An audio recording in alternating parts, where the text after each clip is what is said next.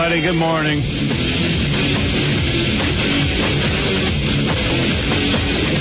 I have so much hair. It's in my eyes.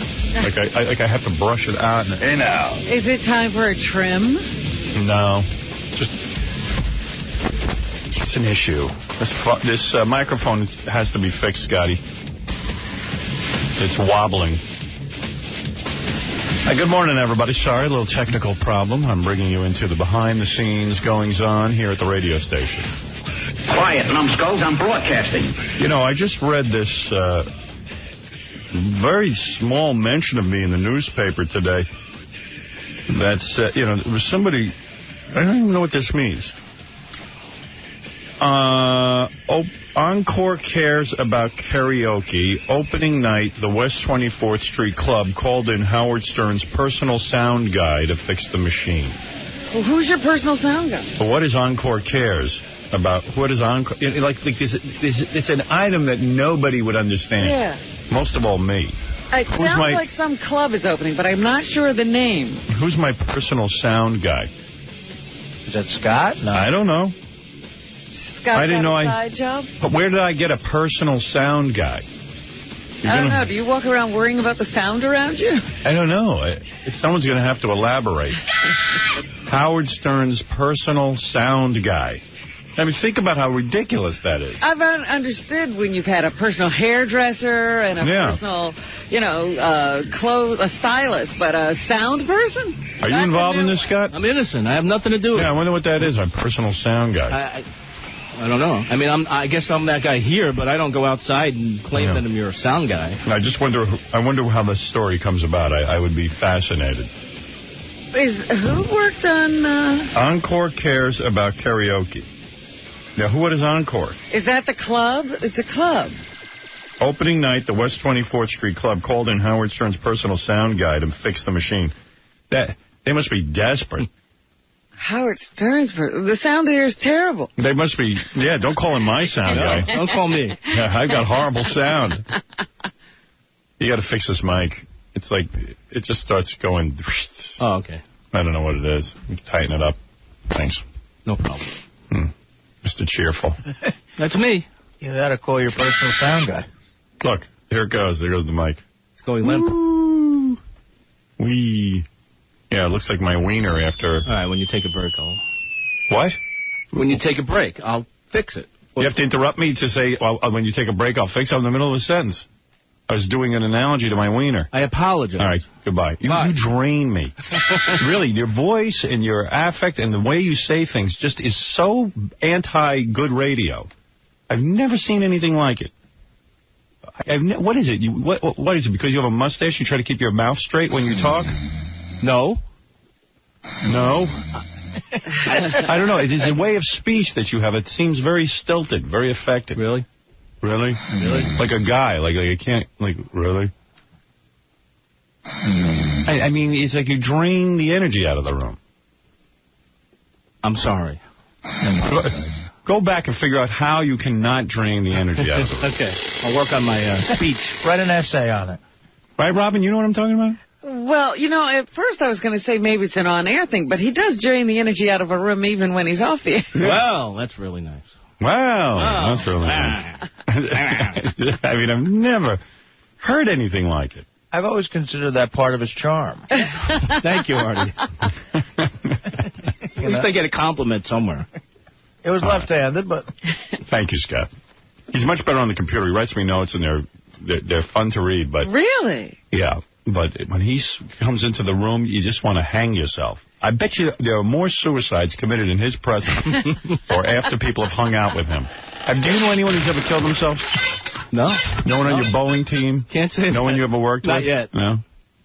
No one's ever gone postal after hanging out with you? Not yet. Yeah. I think they threatened to, but... I think they threatened to. Hasn't happened yet. Right? It's horrible. Does he irritate you the way he irritates me? I'm trying to think what the high suicide rate jobs are, and one like if a coal miner lived next to Scott, what are his chances? 0. Come on. I don't know. I mean, come on. I'm kidding around. It's true. I mean, I've never seen anybody drain the energy out of a situation. I do that, yeah. Yeah. It's my specialty. It's like, I want to go home. You know what I mean? I don't want to do the show when he's in the room. I'm leaving. Thank you. I'll see you during commercial. You can drain me during there. Time to go bore the hall. What? It's time to go bore the hall. Hello, carpet. Wake up. He's a guy who bowls once a week, definitely. I bowl more than once a week. Right. I could have been pro. I'm on 2 leagues. We don't even... When we do the impression of him, it's more entertaining. It's too entertaining. It's not a good impression. Oh, yeah, you had charisma, too. Yeah. I don't too. It'll be taken care of. And what is that? The breathing. I can't breathe. I always wondered how the impression of him evolved to that with you guys, because it's not exactly him, but it's a funny version of him. It's my pre-emphysema wheeze. Well, listen to him talk. It always ends with... It's like this breathing thing like you got. Oh, well. I'll go, okay, give me 1 second. Turn up that pot over there. I'm trying to decide. You know, it must be the look of him and the sound of him together. It is. Right. He's slovenly. That's a double whammer. Like a slug. I'm like walking Valium. But I only last 3 hours. And I love when there's an emergency in the studio. He's so slow. Like, he just will not hurry up. Like, the microphones are on the fritz or something, and you go, get Scott, and he'll just come walking in. Oh, yeah. Never at a very crisp pace, either.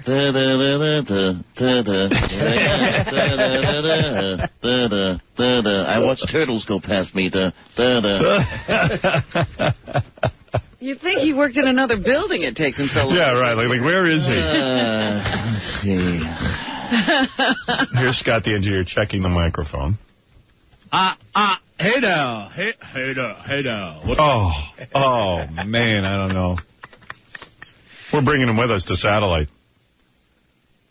God help me. I love the guy. His work is great. Mm-hmm. I'm here in case things get too exciting. It's going to be weird. Like, we're going to be over in satellite, and it's going to be all unfamiliar territory, and we're going to be walking around a new building, and then all of a sudden you'll just run into Scott.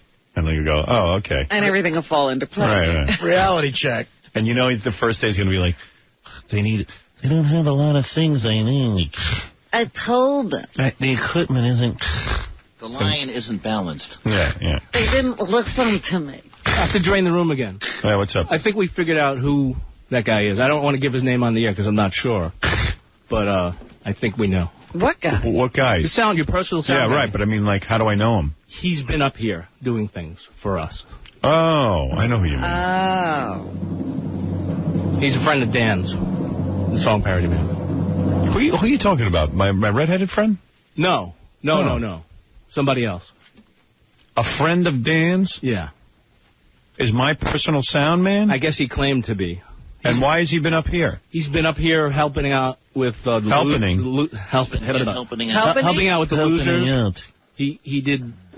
I don't even know who that is, do I? Would I know him if I ever saw him? He was up here with Bon Jovi. Bon Jovi. Yeah, he was up here with. Yeah, you would know him. I know who it is. He was up here with Bon Jovi. Yeah, he was the guy from the sound rental company. Oh, my God. And he helped us with the losers do the mixing and everything. My personal sound. Why do you think that he would go around saying he's my personal sound man? I don't know if he said he's your personal guy, but he probably said that he's worked on the show and helped us out here. Okay.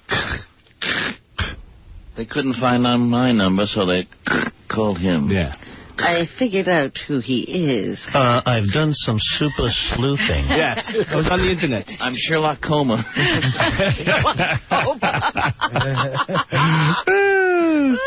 I'm Sherlock Coma.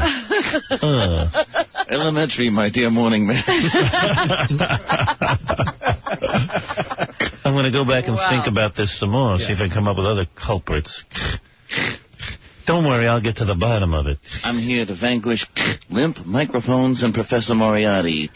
I'm not going to mention his name, but he's a friend of Dan's. Watson? Watson. Uh-oh. Watson killed himself.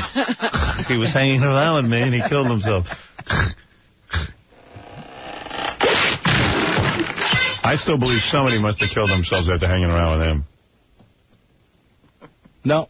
Big black cloud over Scott's head. Well, that I know. Got the big black cloud. I'm a loser. Although a lot of my neighbors enlisted for Iraq. Yeah, maybe whole families are wiped out. That's why he hasn't heard. They're just all gone. All right. Thank you. Thank you, Scotty. Business. Hey, now. Hey, 1, 2, 1, 2, 1. Hey, 1, 2, 1, 2, 1, 1, 2. That's Scott at work. 1, 2, 1, 2. Big, smelly, wet holes. No. Hey now. Hey now. He's testing the microphone. He's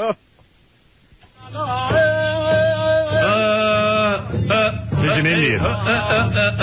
Hey.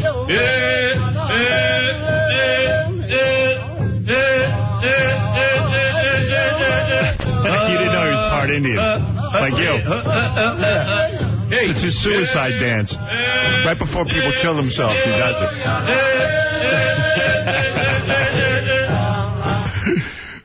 Right before the people hang themselves, Scott does the suicide dance. Hey now. Hey now. Hey now. What is it?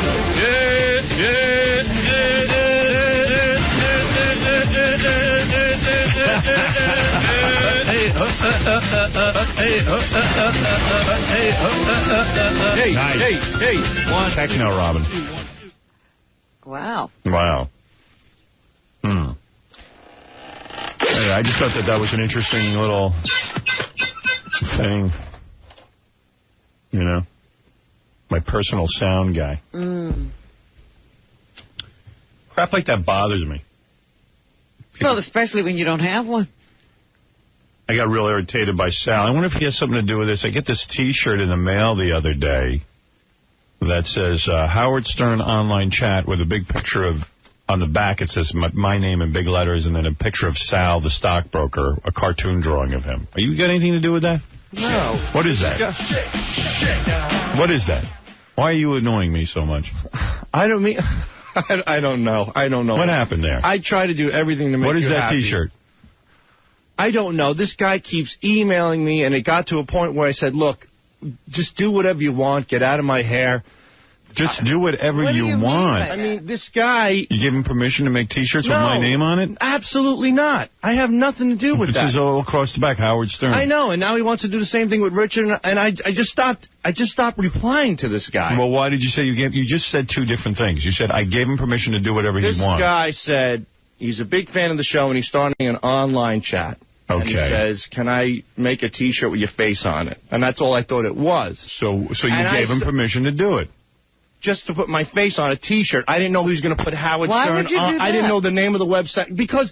Why would you give somebody... I feel you're lying right now. I'm not lying. Why would you give somebody permission? Why would you give somebody permission to use your image? Because I don't care. Nobody wants to buy a T-shirt with my image on it anyway. So I said, go ahead, do what you want. It was a fluke. When the guy said to me, I want to put a T-shirt with... So did you say to him, don't put Howard's name on it? No, because I didn't think he was going to put your name on it. If I thought he was I know better. Believe me, I know you'll hit the roof if your name's on something. Use your brain. You don't think. And you know what it is? You like being on a T-shirt. That's fine. I don't like being on a T-shirt. I don't care about being on a T-shirt. Then why would you say yes to being on a T-shirt? He's lying. No, he likes to be on a T-shirt. That's not true. I don't like being on a T-shirt. Thank you. I've had enough. This is like a one-sided people's court. That's it. You just gave me all the information I need. I told the guy do whatever he wants. No. What do you mean no? Now you're taking that back? All right. Thank you. It's done. Conversation over. Court's in recess. You've been convicted and tried. Judge Howie has heard enough. Judge Howie's heard enough. I don't need to hear more. That's all I needed to know. So what's on this T-shirt now? No, it's got my name all over it with Sal the stockbroker, and it's like I don't want that. Then people think I'm ripping them off. Somehow. A crappy T-shirt. Some crap T-shirt. You know what I mean? You should see this T-shirt, Artie. Even you wouldn't wear it. No, but it is a lesson. You got to tell people. You got to tell people specifically, like 1,000,000 times, do not. All right, I have it, because sometimes I have a difficult way of expressing myself. So I'm going to calm down and explain. You have a difficult way of expressing yourself. Right. All right, let me hear this. The guy sent me multiple emails. He was hounding me. It got to a point where... He was hounding you? Yes. You had to open the emails? They're sent to me. Okay, so he's hounding you through email. No such thing as deleting it, moving on with your life. But go ahead. Go ahead. Let's hear the rest of the explanation. Look, I probably have 4 fans, so when somebody sends me an email, I'm polite to them. You're excited about it. Right. Okay. That makes sense, right, Robin? So far, so good. Okay. All right, go ahead. So it got to a point where I replied and said, I can't control what you do, just do what you want. You can't control what he does. He's asking you your permission to put your image on a T-shirt. And once again, I didn't know. So why would you say you can't control what it is? He's asking you for permission. So you said, I can't control you, do whatever you want. That makes a lot of sense. Well, that gives him carte blanche to do anything. Right. So now he can use your image anywhere he wants. But the point You've allowed him to use it. He can wipe his butt with my image. Right. I mean, who cares? Well, I do, because I'm involved. I know, and I apologize. And you didn't ask him what he's going to put on the shirt, nothing. You just said, do whatever you want to do. He said he was doing a website, and he was going to ask me if you didn't ask to see the design. You didn't want to know the name of the website? But I was so... You didn't want to know the name of the website? You didn't want to know anything? You said, okay, go ahead, because I don't want to be hounded. You're being stalked by your one fan. Right. He wore me down. He wore you down. And I apologize. Yeah, no. That's a lame excuse. She shouldn't have come back in here. Yeah, that was worse than the first time. It's a worse excuse. You got 4 emails, and that's him stalking you, so therefore you surrendered, you got raped, and you just spread your legs and took it because the guy wrote you 4 emails? You got to be friggin' kidding me. And you couldn't resist the temptation of 4 emails. It's just, so you gave away all your rights. What rights? I don't have any rights. All right. Well, you gave away my rights. I'm sorry. And you didn't ask the guy the name of the website. Yeah. Okay. I guess so. That's smart. You know what? You're a very good businessman. Howard, I can see why you were a successful stockbroker. He's taken the time to open these 4 emails, but he doesn't care what they say. Right. I do care what they say. He got excited that he got an email. Yeah. So he just said, please do whatever you want. I said, please, please. Yeah, do whatever you need. Please put Howard's name on it to piss him off. That's what I want. Well, yeah. Come on. That's essential. You don't think. You said do whatever you want. You got a maniac emailing you, obviously. Now he's a maniac. You do whatever you want. This guy. He's not a maniac. You're a maniac. I'm a maniac. Now I'm a maniac. Yeah, you're a maniac. All right. Very good. You're insane. All right. Good. I'm going to go kill myself today. All right? Will that make you feel better? You do whatever you have to do. Good. Just like you told the guy. I'm going to tattoo your name on my chest and jump off a bridge. All right. Thank you.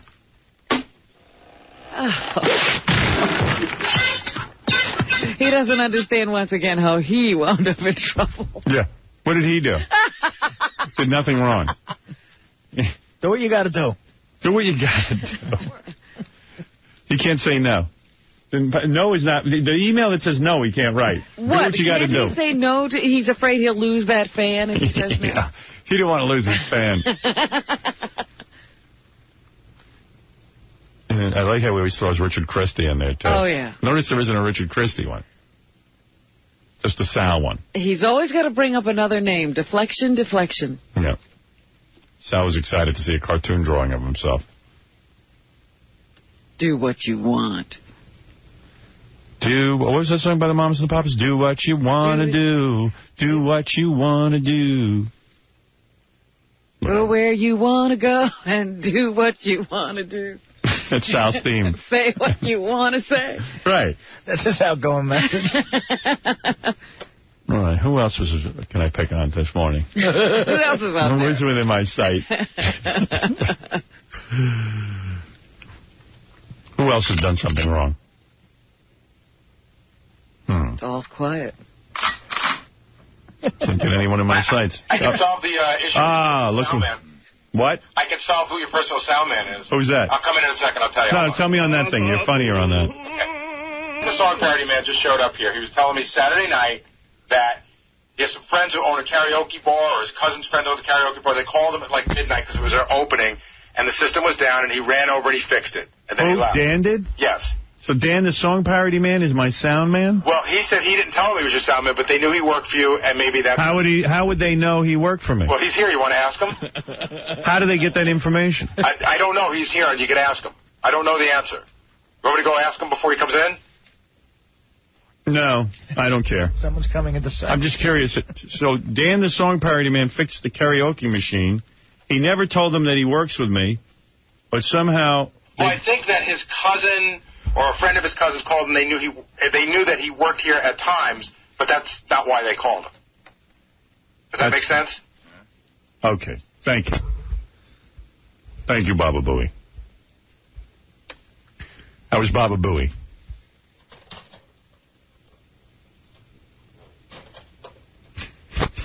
You ever get one of those moods, you know? Oh, I see you're in it.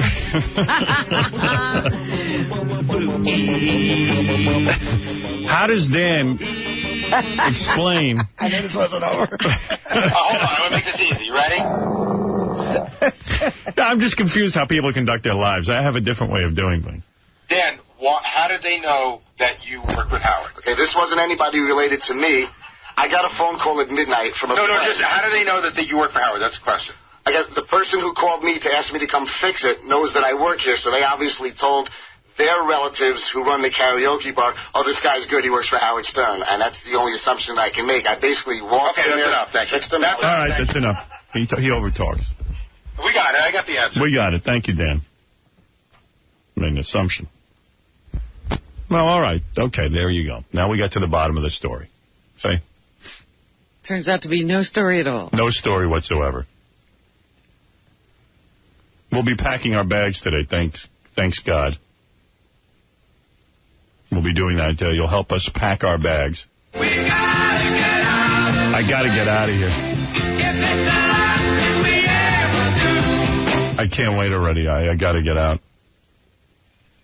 Some press release came out yesterday about subscriptions going through the roof over where we're going. And did you happen to see that? No, I didn't. Let me see if I can find it. It was really, you know, that's great. Everyone's coming with us. Well, not everyone, obviously, but a lot of people are. And that makes me feel good. Excellent. Because I'm really working hard to make this thing the greatest thing ever. And I just don't stop working on it. I love it. I'm enjoying myself like I never have before. And I'm ready to leave here. These creeps, cleared. You know, everyone is so panicked. I was seeing that the competing satellite company, XM, now is all freaked out about Sirius's subscriptions. They're planning a big fourth-quarter advertising campaign. I've noticed an increase in their advertising lately. Yeah, those are my apartment. What do we do next? What do we do next? I said, what do you do next? I don't know what to tell you to do next. I don't know what to tell you. In other words, they wanted to make me an offer to come over there. And then the guy turns to me and goes, well, what do we do next? Maybe we should have another meeting. And my agent would say, what are you meeting about? Well, you know, I guess what you would do is make us a formal offer.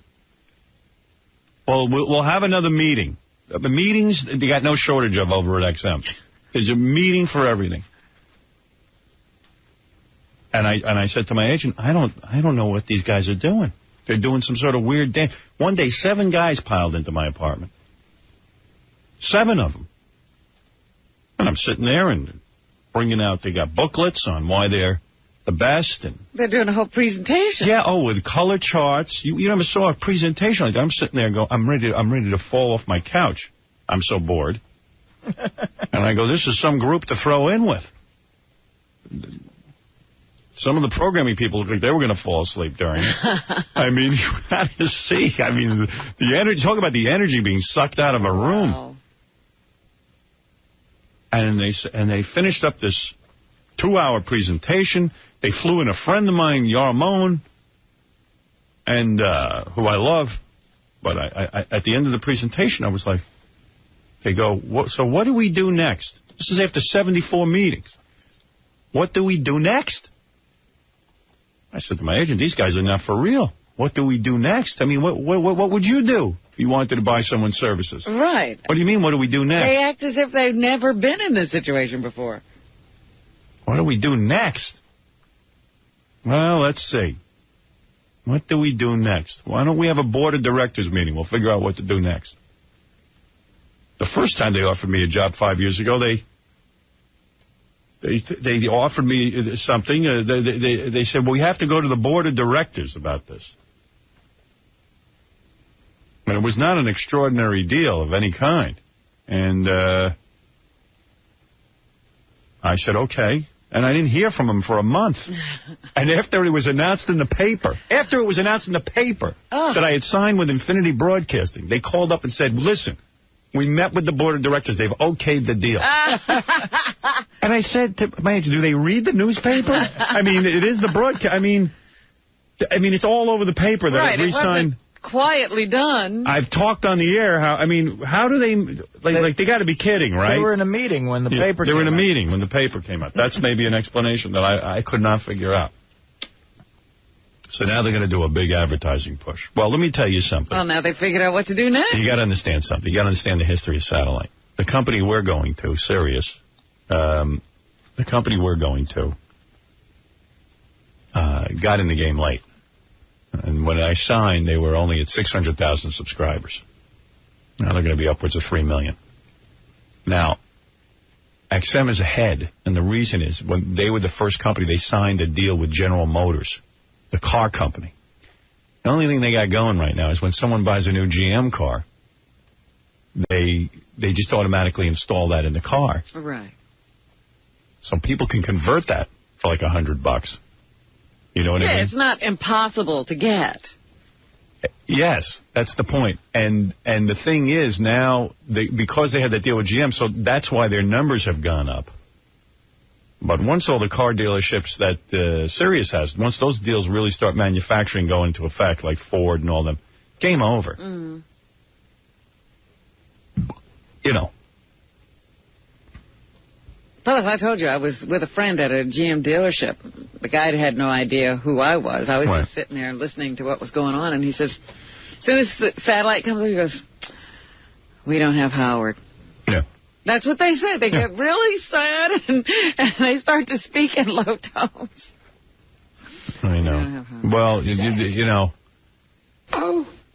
What can I tell you? Hey, Eddie. Hey, how you doing, Howard? Hey, brother. Pretty good. Hey, Artie, Robin, Fred, how you doing? Listen, Howard, I hooked up my Sirius. I called in. It was so easy to put it on. I called in. I got a great... I'm surprised. I heard something they do something like that, and I'm surprised. That's how Jack LaLanne went out of business or whatever. Not Jack LaLanne. There was one, I remember, an exercise, a gym. Exercise place, yeah. Vic Tanny, I think. Used to give, years ago, a lifetime membership.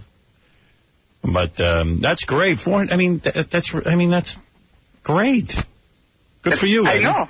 Good for you. It's great, man. It's great. Good for you. You know, I got you ready, Howard. I'm ready. I'm going with you, man. My brother gave it to me for Christmas as a birthday present, and I'm all the way. I'm going with you guys, man. So I'm looking forward to seeing you. You were born on Christmas?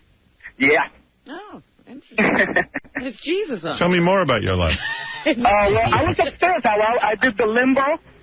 Oh, yeah. With high pitch. So now Irish John named me Eddie Sachs. I said to them over there, I said, lifetime subscription, you should only give that to 90-year-olds. How old are you? I'm going to be 38. Yeah, what's your life expectancy? Let's see, what are you, Hispanic? I'm Hispanic, yes, sir. Yeah, you live in an impoverished neighborhood? Oh, yeah, I live in, I actually live in the Bronx, and it's a nice neighborhood. It's not too bad, you know. He doesn't have much time. Either you'll be killed in a gang war, or so maybe you'll live to 50 if you're lucky. All right, so now I understand why they gave you a lifetime subscription. I don't come out of my house. Once I go in, I don't come out. Oh, boy, you see? Well, maybe with the lack of air, the lack of oxygen, you'll drop soon. I actually know Eddie. He delivers downstairs. He's a produce guy. Yes, very nice guy. Yeah, I deliver to Noble, Howard, your favorite place. Yes, I know you. I know who you are. I've got my eye on you. Now that you have a lifetime subscription, I got to make sure you're not too healthy. Thank you. Right. Thanks a lot, Howard. Bye-bye. Right. Howard. A lot of Hispanic guys have trouble saying Howard. They can't put the D at the end. And we worked with a morning guy here who used to be on the Spanish radio station on the AM, and it's one thing, okay. He named his son Howard, and he called him Howard. I said, why would you name your son Howard if you can't pronounce it? What do you mean I can't say Howard? I go, it's Howard. That's not how I say. I say Howard. All right. Listen, another thing that doesn't make sense to me. Put that on the heap right next to the guys at XM. What do we do next? What do we do next? You mean I got to tell you what to do next? What is this, a dance? Do you want me or not? What are we, 2 13-year-olds? Do you want me? My legs are spread. Now give it to me. Howard. I love how, like, you Panero goes around saying, oh, well, there was a good deal for Howard, but a very bad deal for Satellite. I'm like, oh, okay. Real bad. Seems like the best thing that ever happened. Yeah, it seems real horrible.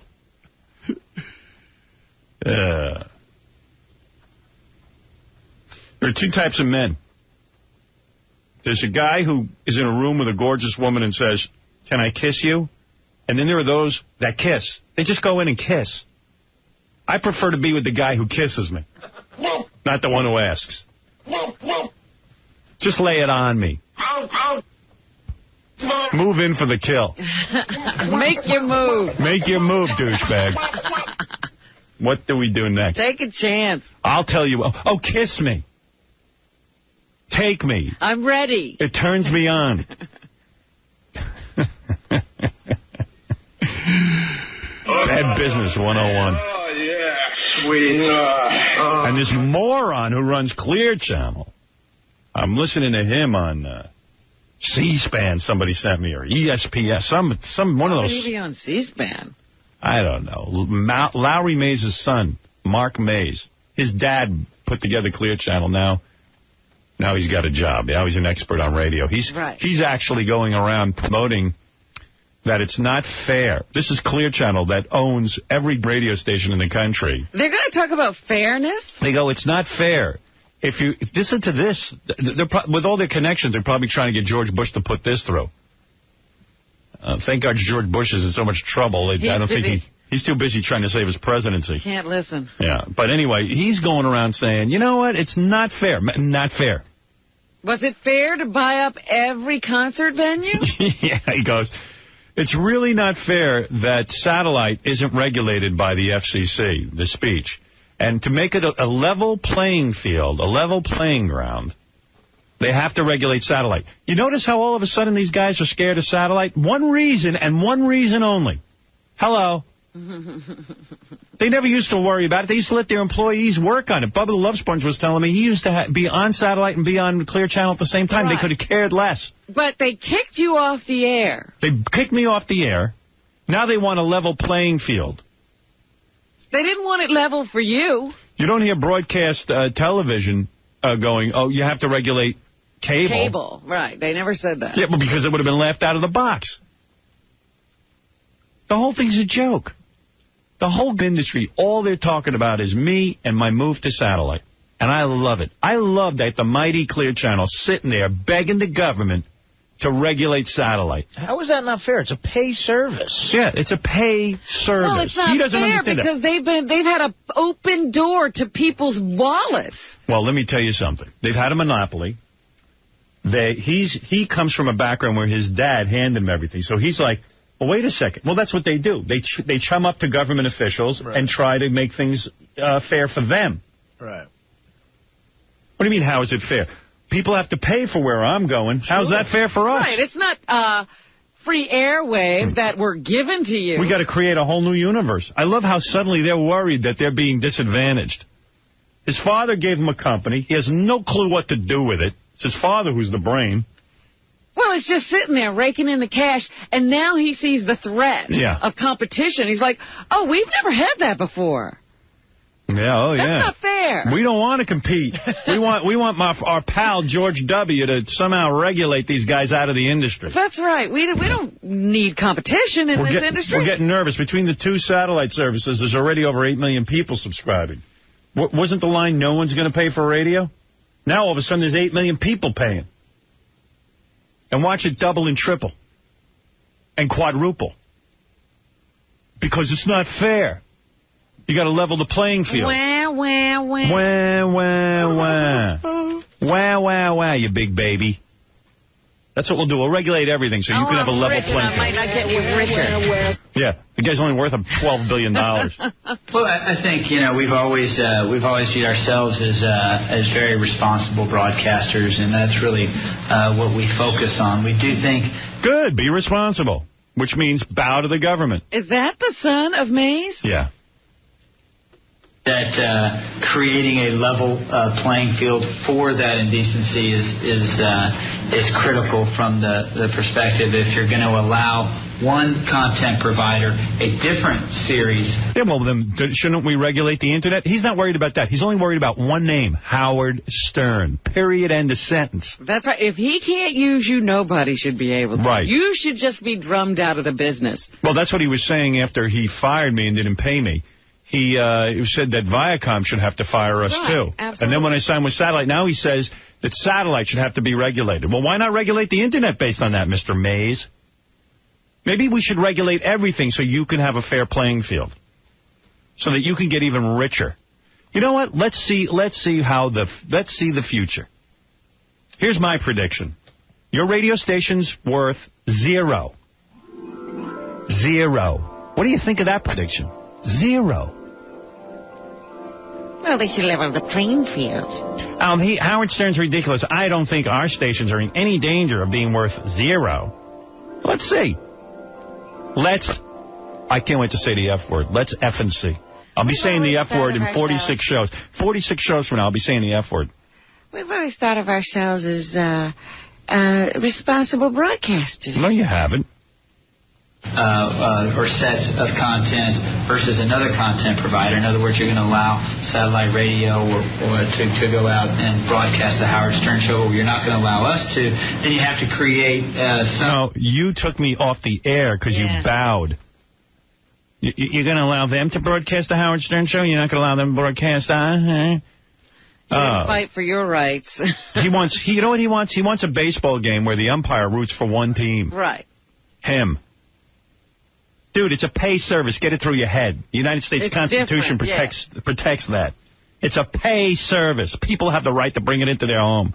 And not only that, you can block out my channel if I offend you. Worry about your own programming. Yeah. You're an open-air broadcaster. You've got to deal with different rules than we do. Ha, ha, ha. Go F yourself, you frigging spoiled rich brat. And they're the rules you agreed to. You've been handed everything in life, including a company. Go F yourself. That would be like if I went to the store and picked up Playboy or Penthouse magazine that I bought for myself, that it would be regulated. Yeah, it should be regulated. It should be made more like Time magazine because they play by the rules. Yeah, or People. Right. Or any book. Right. Well, let's regulate books. What he's really saying is Howard's too popular. It's not fair. Howard's bringing people over. I would hire him, but they won't let me. Yeah. They let you. You didn't have to fire me. Wah, wah. Again, it's the wah. Oh, because he's used to getting everything he wants. His dad made him that promise when he was born. Son, he held him in his arms. I'm going to give you my empire. But, Dad, your empire, it's crumbling. But they won't let us have Howard Stern. Yeah, everything's about Howard Stern. Mr. America suddenly woke up to the threat of satellite. I love it. You're all squirming. I love it. He seen you sitting at home twiddling your thumbs. Yeah. Oh, he would have liked me fired. Oh, I can't wait to use the word sea-sucker on the air. Yeah, he decided not to broadcast you, not them. Yeah. Well, he did broadcast, and then when the heat hit his little feeties, he threw us off. Hey, Mike. Hey, what's up, Howard? How you doing? Hey, brother. I can hear it in your voice. You can't wait to go to satellite. I cannot wait. Why don't you just go now? Just quit and go now. Let's get it going. I can't. Let's do that. Why can't you? Why can't I quit? Because I have a contract and I'm honoring it. Although I see there's a way for me to get fired. Listen to this.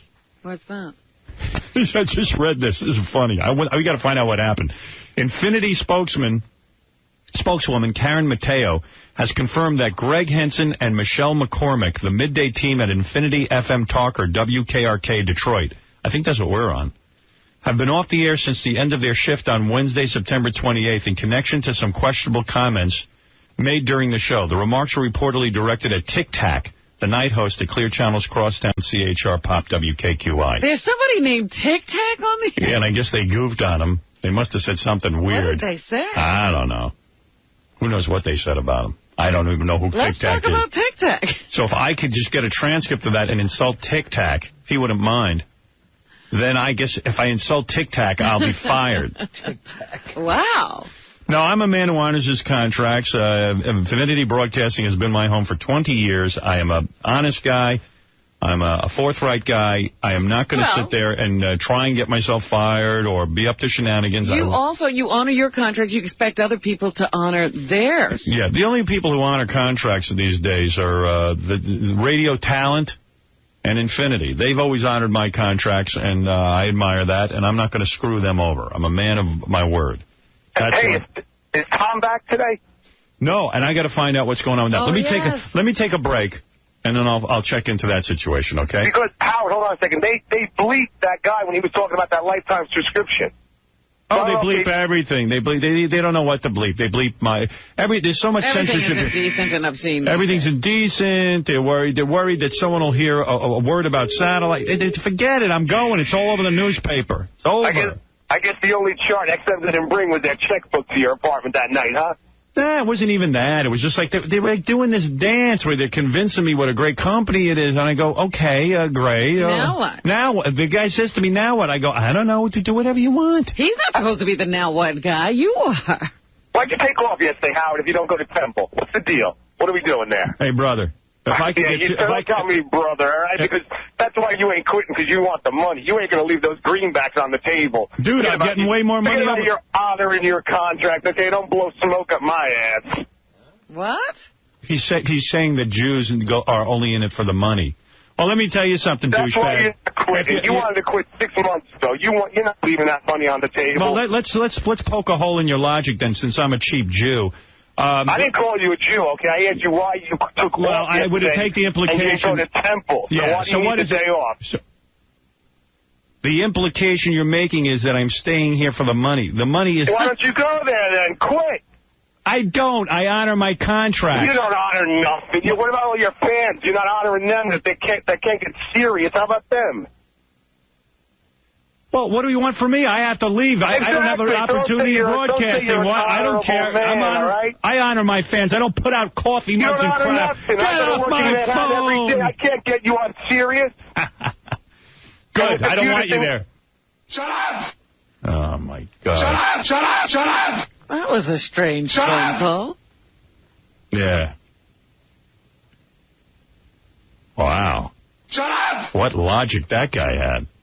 It doesn't make any sense at all. I'm staying here for the money? You're picking up every penny, but there's more pennies over there. They've taken all the money out of this situation. We've been canceled everywhere because of indecency. Hey, anyway, we got to take a break. We'll come back and we'll find out about Tom Trisano. I don't know anything what's going on there. Hey, he's not here, huh? I don't know. I don't know what's going on. I want to check into everything. Yeah, we got to check in on that because I haven't any information either. But first, these words. Hey, stuff on primetime television like Howard Stern. Come on! Yeah! I love it. Come on, let's get it over with. It's 46 shows left here, but one more down the drain today, so let's call it 45. It's time. We're packing our bags later in the show. Hello, Gary. This is Riley Martin, author of the book The Coming of 10. I have information concerning the flood down in New Orleans and other places along that Gulf Coast.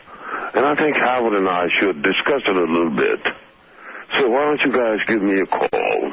Take care. Give my love to everybody. Best wishes to Robin and all the crew, okay? Take care now. Bye. So, Riley, let's assume... Good morning, Riley. Good morning, Howard. I got your message. That's why I'm calling you. Let's assume that you're telling the truth, that you have been abducted by aliens on numerous occasions. You have learned the secrets of the universe from aliens, as you say, the coming of 10. Yes, the coming of 10. Why do you call after a disaster? Why don't you call before? Well, because you've got enough soothsayers and doomsayers in the world, Howard. I did not sign on to be your psychic friend. No, but it doesn't make sense. All I'm saying is that if you read my book, you will find that all of these things that are coming to pass has already been written in the book. But this is why people have trouble believing your story. You're good at calling up after a disaster to warn us. I wrote the book 16 years ago. You will find all these things written in the book that was written. What are you calling to say now? People should get out of New Orleans? No. Yeah, what information do you have about the floods? These storms, the intensity of these hurricanes and these floods are a direct result of humanity itself.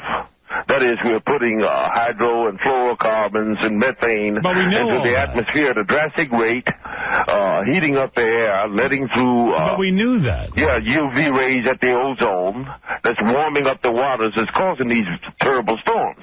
But we know that already. What do you tell us that's new? Apparently the world does not know it because it's not going to alternate energy sources. It is not making drastic steps to alter this circumstance, and it's only going to get worse. Now, as far as those dear people down in Louisiana and Mississippi and around... How is this new information, though? This is not new information. This is the information that many, many environmentalists have been saying, that the ozone layer is being depleted. Well, I am to a great extent reiterating it, but if you let me get back... Give us some specific information. If you let me get back to the flood. Get back to now, where it is a terrible and tragic thing. Yes. The flood is a tragic thing. Nonetheless, this is going to be a new birth, a new dawning for that city. And I'll tell you why. Why? Because it's been the government has allotted a lot of money to rebuild. The whole city has got to be rebuilt. People who did not have a house will get one. People who did not have a job will get one. It's going to be for like 3 or 4 years. Right. Then they are going to become productive, tax-paying citizens and all this. I understand. Consequently, hey, Riley, the money that the government doesn't steal. Riley, you can't mean that's the information you called us with. Is that the information you wanted to tell us? By the way, among other things. Hey, by the way, Riley, I've got this is fantastic. And by the way, everyone should go to thecomingoftan.com. But I understand you were contacted on the phone by aliens the other day. I have the tape of it. I'd like to play it now so people can hear it. Do you remember that call? Yeah, you understand. You guys are totally mentally challenged, I suppose. But play it if you wish. Okay, here we go. Mentally challenged. Hello? Yes, can I speak with Riley, please? Yes, who's calling? Riley, this is Meatzorp. I'm a Targzishian from the Blumpkin Galaxy. What are you laughing for? Have you been drinking? Who are you? We've had a meeting, Riley, and we've decided that you're maybe not the best representative of us aliens. Do you understand that you're wasting my valuable time with this asinine bull? Is this Riley Martin? I am Bukaki from Planet Sphincteroni. I know who you are and what you are, and you are wasting my time. Riley, can you hear me? I am Harry Tate from the Planet Bullseye. You have stomach problems. Sometimes there's blood in your stool from alcoholic imbibing. Keep talking. I'm stroking my hydrogen rod. I love your voice. And various other things. Nonetheless, the world is dying, and you are trying to do a skit. Have you ever sucked an alien?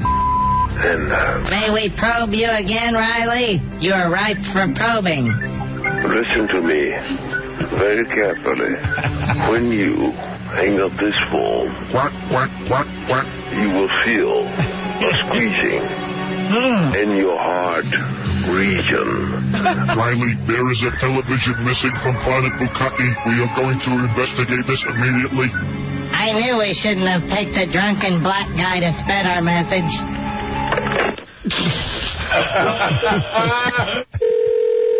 Oh, no, they called us back. Yeah. Hello? Hello, is this,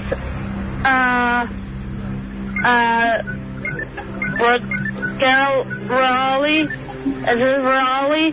Who's this? This is, an alien from a retarded planet.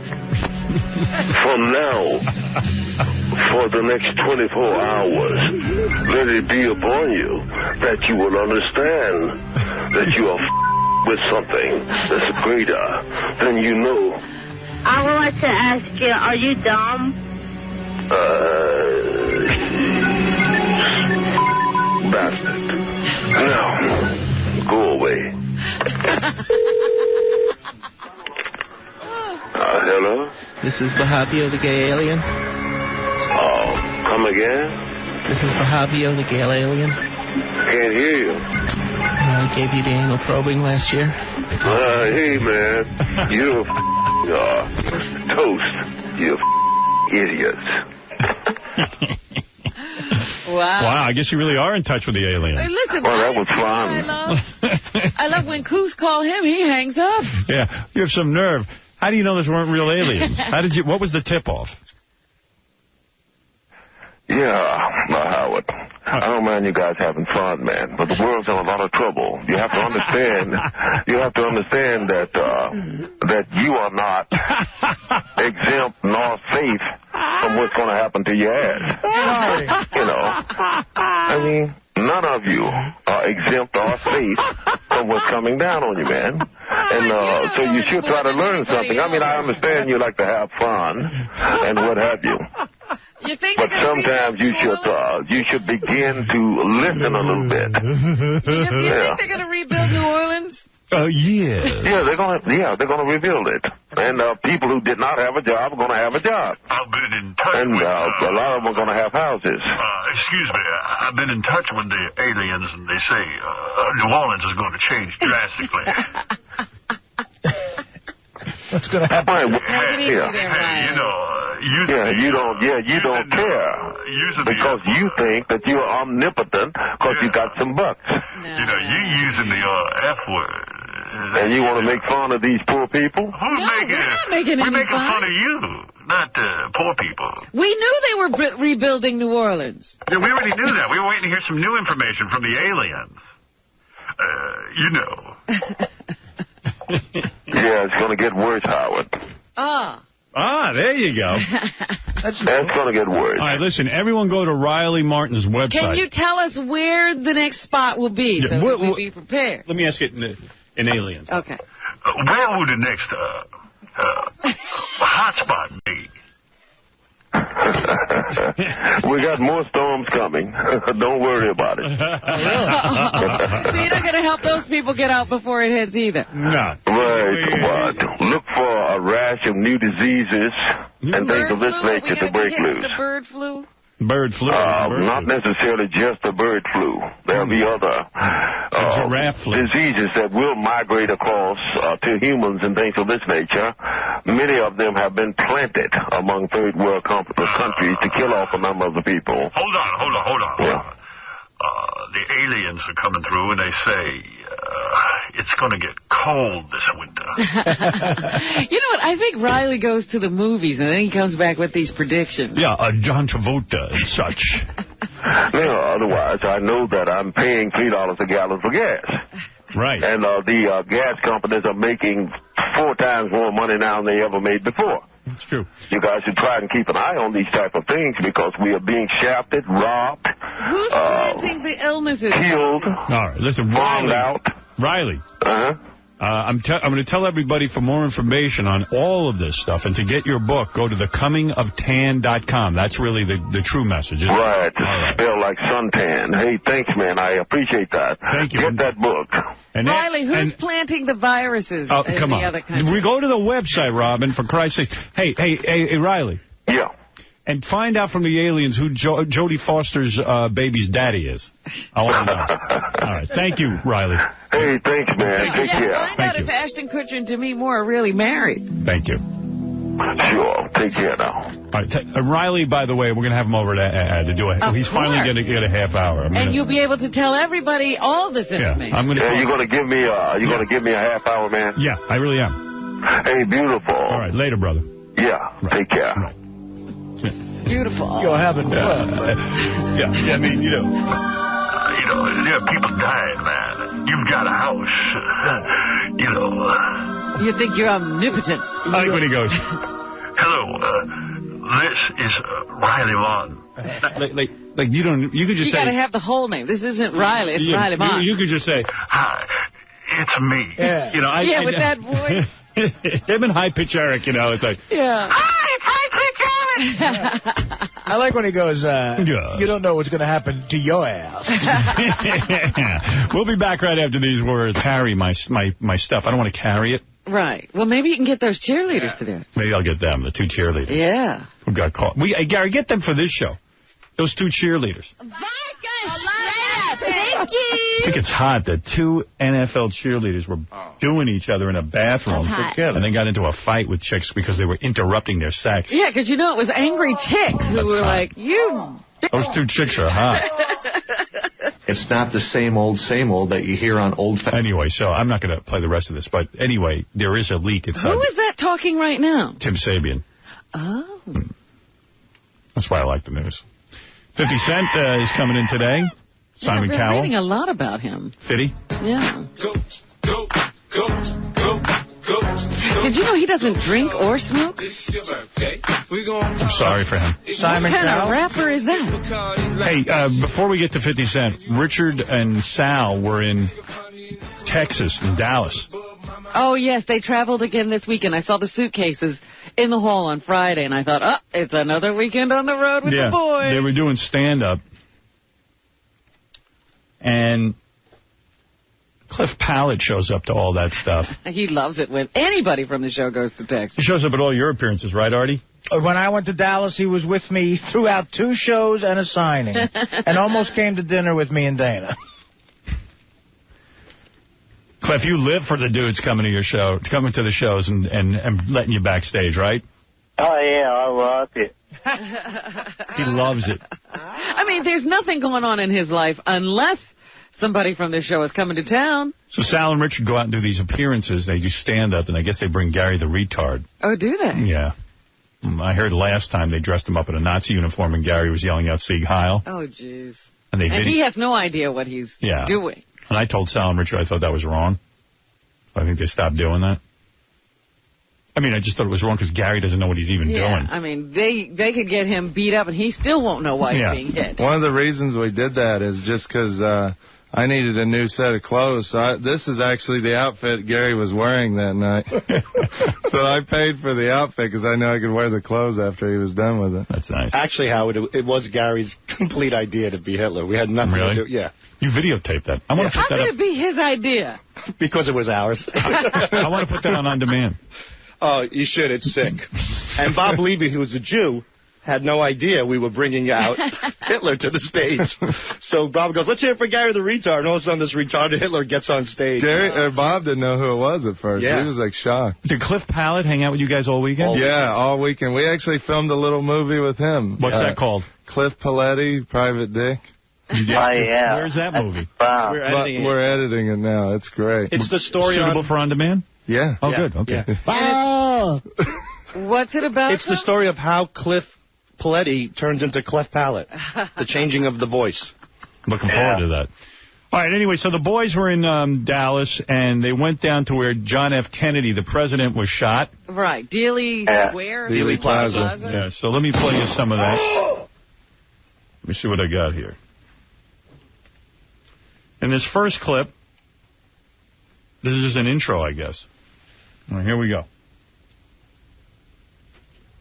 I'm here with angry people like a Dealey Plaza with change out station. I'm going to ask people how they feel about Kennedy station and how it made the city so What'd he say? Oh, my goodness. Sounds like Walter Cronkite. What'd he say? Wow. He says he's going to interview people at Dealey Plaza about Kennedy's assassination and about your move to satellite. Whoa. That's pretty much the gist of it. Hi, I'm Kip Pallet on asking question. What was it when Kennedy got shot? I didn't really understand the question, but I think you said, what was I doing when Kennedy got shot? Yeah. I was only 3 years old, so I really just vaguely remember it. Okay, thanks. And another question, how was the impact by Kennedy's head taken? How was I impacted by it? Yeah, what? Well, Kennedy was like for the people. He was like for the people's president. Okay, thanks. And how big are the balls? What? How big are the balls? I didn't understand what you said. How big are the balls? And you ever had a gay appearance? How big are my balls? Is that what you said? And have you ever had a gay appearance? A who? A gay appearance. Gay opinion? Nah, I don't know nothing about no gays, man. I don't know. No. Gay opinion? I don't know nothing about it. You talking to the wrong man. I'm strictly for the women. I don't do the gay thing, brother. You're going to have to talk to somebody else about that. Okay. All right. Thank you. Hey, Cliff. Yeah.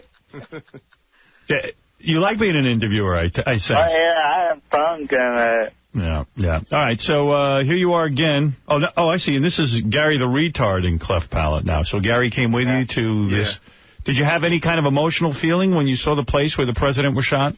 Yeah, so yeah. Well, he was telling me he was in school just blocks away. He was like 10 years old when it happened. Yeah, I thought one of the bullets hit your mouth. That's how you got the way you are. There was that. It was a ricochet. It was the same bullet. The same bullet that went through Kennedy. Went into Cliff Palate's mouth. I know. What do you think about the president? I don't think it's fair when they shot the president here. You don't think it's what? Fair? I don't think it's fair when they did to the president. Oh, me neither. That's stupid. That's the only good president we had. The other president we have is nothing but a piece of Which president is that? Lyndon B. Johnson? Yeah. I don't like him either. Yeah, and I don't like President Bush either.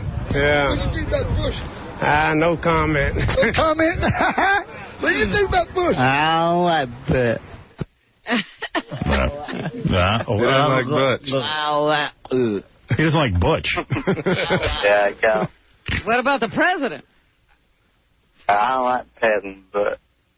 President Butt? President Butt. President Butch. All right, so the boys weren't done having fun. This Cliff Palate went around and talked to more people. Now was the impact by Kenny taken? How was I impacted? Yeah, what? Well, I couldn't answer that because I wasn't here. Okay. How are you being affected by how some makes the CEO satellite? How are you being affected by how some makes the satellite? I heard how was I affected, but I didn't hear the last one. How are you being affected by how some makes the CEO satellite? Well, let me ask it again. How are you being affected by how some makes the CEO satellite? I'm not catching the end of that question. He wants to know what do you feel like? How do you feel about Howard going to Sirius Radio? That's what he's asking you. How do I feel about Howard doing what? Going to Sirius Radio. Satellite radio. Oh, that's a good thing. Okay. Yeah, okay. There you go. Okay. How big are the balls? How big are my balls? Yeah. Well, it all depends. Depends on the mood. Okay. And have you ever had a gay appearance? Have ever had what? A gay appearance. Gay experience? A gay. Have you ever had gay experience? Okay, thank you. Thank you very much. What now? Thank you very much. Thank you. Oh, okay. Wow. Do you get frustrated when you do these interviews? Yeah. Yeah. It must be hard when you're not even with the guys. You just go to a restaurant and try to order some food, right? Yeah, it's kind of hard. It's kind of hard to do that. Do you just stay home? Yeah, he hasn't eaten in a week. You know what kills me? This guy, cleft palates are so easy to fix now, and even when he was a baby, and his mother never did it for him, and yet his mother has a car. Before you buy a car, won't you get your baby an operation to fix his mouth? Mm-hmm. And he still lives with his mother. Oh, she probably had a fur coat. What are you talking about? Maybe Did your mom have a fur coat? Yeah, she See? did. Oh! Did you ever say to her, Ma, why you have a fur coat if I don't have a mouth, you prick? Well, maybe she bought the car in the fur coat because it was cold outside and she had to drive to the hospital, and after that she couldn't afford it. There's more to play here, but I got 50 Cent waiting, so I got to take a break. And let me play the rest of this one when after 50 Cent's interview. Yeah, I'm digging Cliff Pallet, the interviewer. Oh, it was great. Next time we go to Texas, Howard, we're going to go to every drive-through window. Yeah. And have Cliff him do it. We're going to play a game. When will they get it? When will he finally get the food right? Red, two, bang, and bang. Oh, look, Gary the retard's making sense of it all. Yeah, Gary's the interpreter. Dude, that's crazy. All right, Clef, good job. Thank you, Howard. And I'll play the rest later. Okay. Thank you. Thank you. All right, we'll be back right after.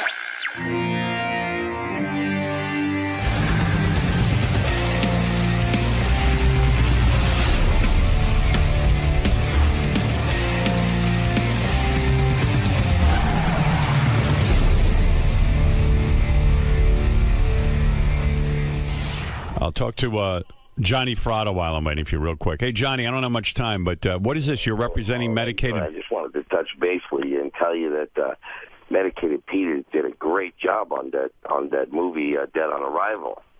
Now, do you when did you start representing Medicated Pete? Well, I actually don't represent Medicated Pete, but somebody called and, you know, they were looking for Eric, and, you know, it was one of those things that Eric didn't want to do. Oh, you're kidding me. Wow. So Again, a job that went to someone else. That called, and so, you know, they already had Medicated Pete in mind anyway. So I figured, why not, you know. What was the role again? Well, the role was a good role. It was a part of a guy that it's a remake of the old movie Dead on Arrival. So the Medicated Pete got love scenes with a hot girl and everything. It's pretty wild. And what was Eric's objection to the movie? Well, he didn't want, you know, like somehow the guy's a killer or something, and he didn't want to be involved with being a killer. Oh, hold on a second. Eric, you there? Yes.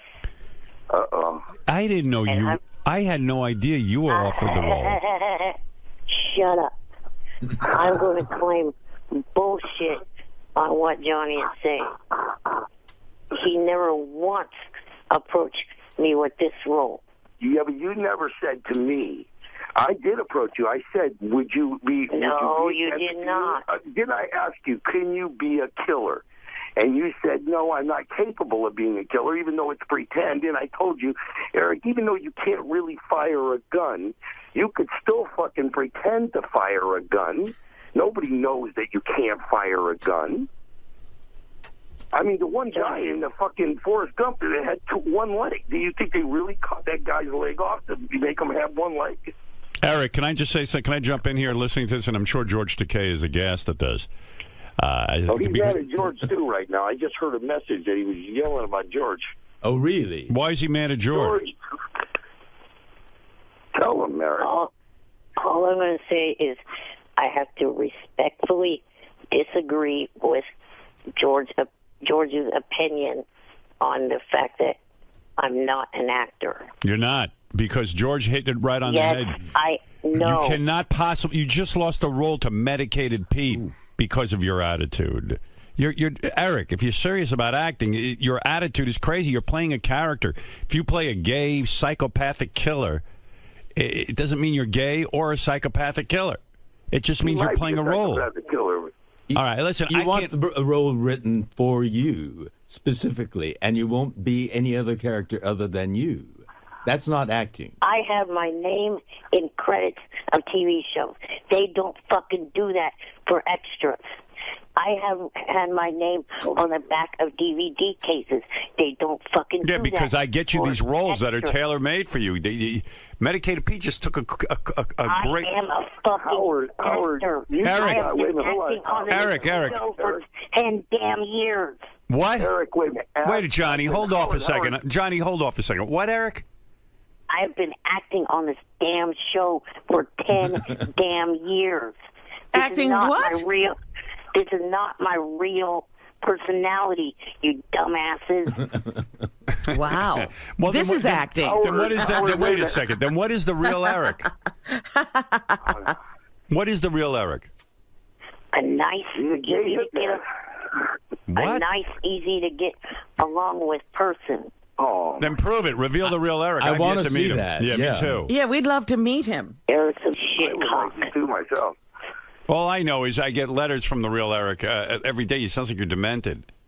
Eric is Medicated Pete didn't call me a motherfucker one time during this whole deal. That's A. And B, Howard, you did get Eric another job because Eric got a job on a TV show on FX called Legit. That came from you. Right. That's a brand new, and that came from you. So and Eric didn't want to tell us that. Right. Taking that role, except for that the time ain't right, and we got to readjust their schedule. Eric, so you lost a role that Eric that Medicated Pete took, and he got to make love to a woman in it. Oh, shit. Because Johnny did not tell me about this till an hour or two ago. Part about the killers. You had to be a killer. You told me... Would you have taken... Eric, would you have taken the role? Seriously. As a killer, Howard. Would you play a killer? Yes. Who has to shoot a gun? And who makes out with a woman? Yeah. Yes. No, he says he would have, but all right. Listen, guys, I can't go over this again. I mean, Eric... I predict that Medicated Pete will be the next Norman Fell. You wait and see. How did Medicated Pete do with the role? Because they said he hit it out of the park. Wow. They said he hit it. And by the way, Howard, I also got Eric a sponsorship deal with Eco Solar, the people that make the solar cases for the iPhone. You know, it's a solar case. So Eric, are you jealous at all of Medicated Pete's new success and his relationship with Johnny Fratto? Yes, because I'm being abused, threatened, and harassed on Twitter, and it's his job as my manager, agent, and PR person to stop that bullshit. Is this the real Eric I'm talking to, or the actor Eric? Mix of both. A mix of both. All right. Well, how the heck are we supposed to know who we're talking to? Well, that's why he's a masterful actor. I'm saying, but Robert, how do I know who I'm talking to on Twitter? There's 9 million people on Twitter. How do I find You can't control Twitter, Johnny. Just because I'm a little annoyed with it, but I'm fascinated at the same time. Eric, answer the question. How could Johnny protect you from negative comments on Twitter? I'm curious. On Twitter. Like any other PR person protects their client. How? They dispute the bullshit that is being said about. Yeah, but I have an agent. Oh my God! I have an agent. I get terrible comments about me on Twitter to the point that they drove me off of there. How would my agent doesn't go on Twitter and defend me? Yeah. And Howard, he got a big sponsorship. He got a great sponsorship deal with the company. No, I heard that. I heard it already, John. I'm just trying to get to... All right. Look, guys, I got to go. Congratulations to Medicated Pete and his acting role. Eric, sorry to hear you missed out on a role. You got to loosen up. Thanks. He did get a role, though. Howard, he got FX. He got on FX from you. All right. Eric and Johnny, thank you, and I hope your relationship continues. All right. Thanks, guys. And what about that, George? Tell you know, the thing about it is this Donald Trump, don't let him fucking... There's more pussy for him. Let everybody be gay. Absolutely. It makes more girls left out for everybody else. I told him that, too. Right, Johnny. Johnny's very wise. Eric, you'd be smart to listen to Johnny. All right. Thanks, guys. Johnny, what about the $1,000 bounty that the Eco company wants? Oh, okay. I'm not going to listen to the endless plugs that these two... Geez. I mean... I guess that was Eric the businessman. Eric the businessman. Well, he's not an actor because... Hey, Johnny, what about the $1,000 thing that Eco... Like I'm some sort of schlub. Bounty. Why don't all my sponsors just skip buying commercials and just go to Eric? Eric and Johnny directly. Funniest thing I saw on YouTube, and I it's so great. Although I don't even know how they got away with it. They did this stunt in some foreign country. I don't know where. They had an elevator rigged, the elevator would stop, it would go dark, and they'd have one person in there. You know, they had a camera in there. Yeah. They slid a little girl in a white, make her look like a ghost. They gave her that vampire makeup. Ooh. And the lights come back on, and the people turn around and they see this little girl, like a 5-year-old girl looking like a ghost, standing there. And the people freak out. Now, I'm surprised none of them... Wouldn't you? Oh, my God. I'd be so scared. I'm surprised no one had a heart attack during this stunt. Yeah, that's dangerous. Yeah. Then I saw another great one on YouTube. It was so dangerous. But that was the funniest. I mean, it's just amazing to watch people freak out over a ghost with them. I think they kept the ones of the people dying away for them. Yeah. You haven't seen this video. There have got to be people who died. Then the elevator goes black again, and they pull the little girl out, and they're like, oh, my God, and they think they're going crazy. Then the other one I saw recently was this guy's walking around in a park. I think it's in France or something. And he has this thing. He goes, excuse me, I have a gay meter. I just want to see if you're gay. He hits this is like a piece of wood with a buzzer on it. And he points it at people, and he goes, oh, you are gay. You're very gay. And these guys get up, and they beat the shit out of him. I mean, they go, we are not gay. That's funny. Oh, that's funny. Robin, this guy's insane. Because, I got to see both of those. It's fantastic. And I don't even know what website I was on, but they just put in gay buzzers. In fact, I'm getting a gay buzzer for our... Hey, let's send Sal and Richard out with gay buzzers. Oh, no. They'll get killed. New Yorkers will just... In fact, I'll be here for that one. Let me show you something. I built a gay buzzer. I'll show you how it works. It looks like a TV remote. Here, look. I'll point it at George. First, I'll point it at me. You'll see. Okay. It just makes this sound that shows you I'm not gay. Here, wait. Let me see. It's not working. It makes a sound that says I'm not gay. All right, let me turn it on. There we go. See?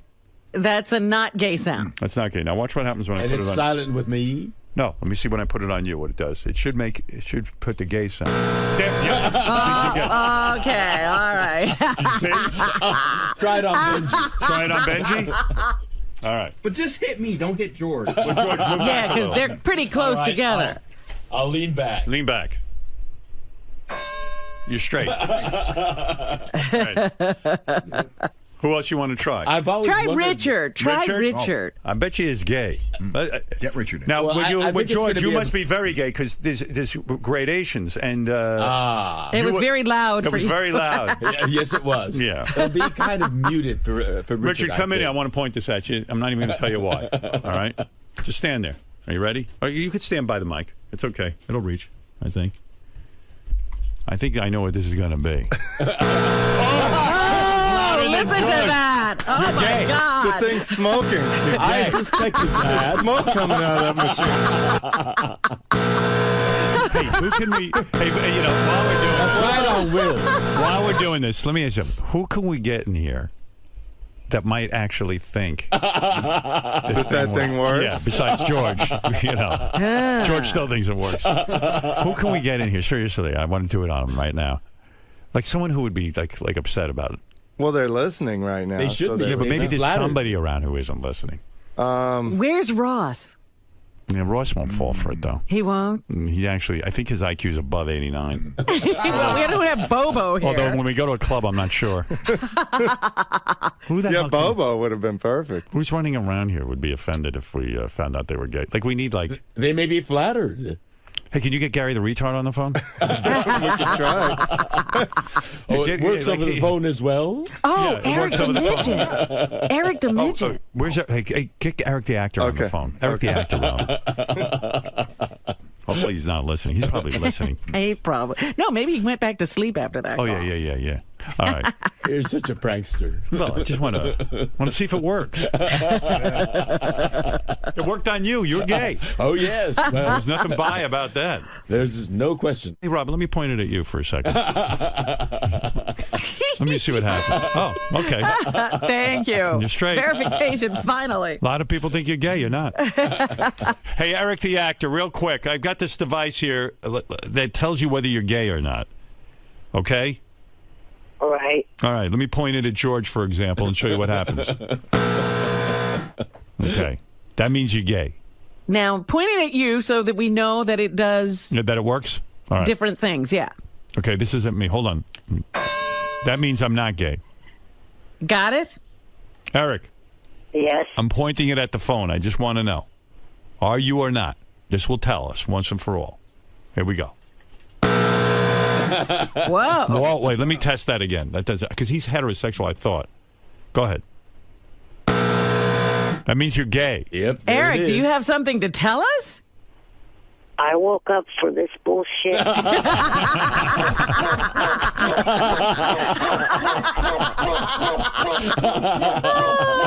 Is there a man in the room with you? No, don't fuck. Because I'm telling you, it's going off like crazy. Eric, this thing is going off. Look at it, it's stuck. All right. Stop it for a second here. I'll turn it off. That's what I'm just trying to figure. I said, who's the most heterosexual guy I can call? I thought it was you, and then this is saying you're gay. And it's not wrong. It seems to work. Let me test it again. George, I'm pointing it at you. Yes. There it goes. All right. Pointed at Benji. Pointed at Fred. Pointed at me. All right. Pointed now at pointed the at phone Eric. with Eric. Ah. Do you want to say something? Indisputable. Do you want to say something about this? I am not. What? I am not gay. All right. So you're saying this isn't accurate? No, it's not. You've not had a gay experience? Not even any tendencies or anything. You've never looked at a guy and said, wow, he's got a nice cock? No, dumbass. I've never. I just can't imagine. Wait. So let me point it at Gary. Let me make sure this thing's working right. I can't figure this out. Gary, I'll point it at you. It says Gary's gay. Wow. Shut the fuck up. That was a weird one, too. Yeah, Gary's married with children. I think know. he's turning into Eric the actor. You said midget. We all slip Freudian. sometimes. Eric, let me test it again. Hold on. I'll point it at the phone. I don't know, Eric. What do you make of this? You sure you're not into guys? I am 100% sure. Here, I'm pointing it at Sal. Says he's straight. Fred, let me point it at you again. All right. Yeah, he sniffs other guys' balls, and he's straight. It says it says he's straight. Let me just. I'll point it at Jason. Let me point it at George. All See, right. it seems to work. Eric, let me do it one more time to the phone.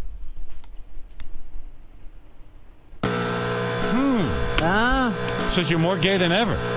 Not even a little bit straight. Yeah. I can't even turn it off when it goes More, to Eric. more gay than George Takei. There it is. That's the proof. What do you make of it? Eric, surely there's something you want to say. That you're a dumb fuck. I'm not gay. All right, let me test it again. One last time, because I know Eric isn't. This can't be right. Let me try it again. Well, what's wrong with it? He's speechless. It seems to... let me point it at George. There it is. That's correct. I'm pointing it at Benji. Pointing it at Fred. That's correct. Pointing That's at Robin. correct. I'm pointing it at you. Pointing All right, at me. That's correct. All right, pointed at Eric. It's right all these times. There we are.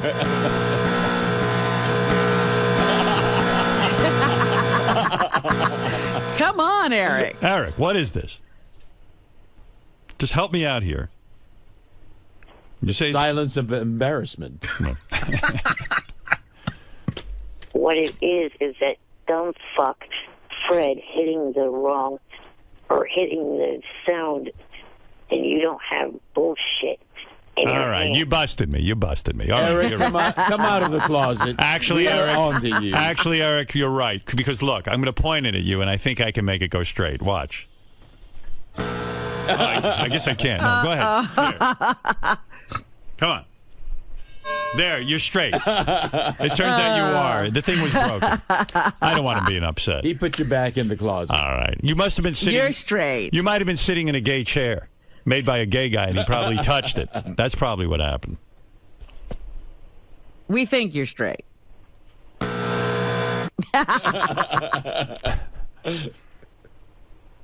I know I am. All right. We're just busting your balls. Yeah. Go back to sleep. Do you know Mitt Romney was going to hand out these things at his inauguration? He would. Yeah. Eric, we're having some fun. Can you get a fucking... Do you ever laugh at anything? Yes, I laugh at plenty of things. Sitcoms, comedy movies that I watch. Nothing that we do. Yeah, have you ever laughed at anything we do? Yes. What? You just haven't ever had me on the air when I have heard something funny on your show. All right. We're just having some fun. That makes us feel better. All right. Go back to sleep, Eric. You're not gay. Look, I'll test it one more time. Here. Look. Now,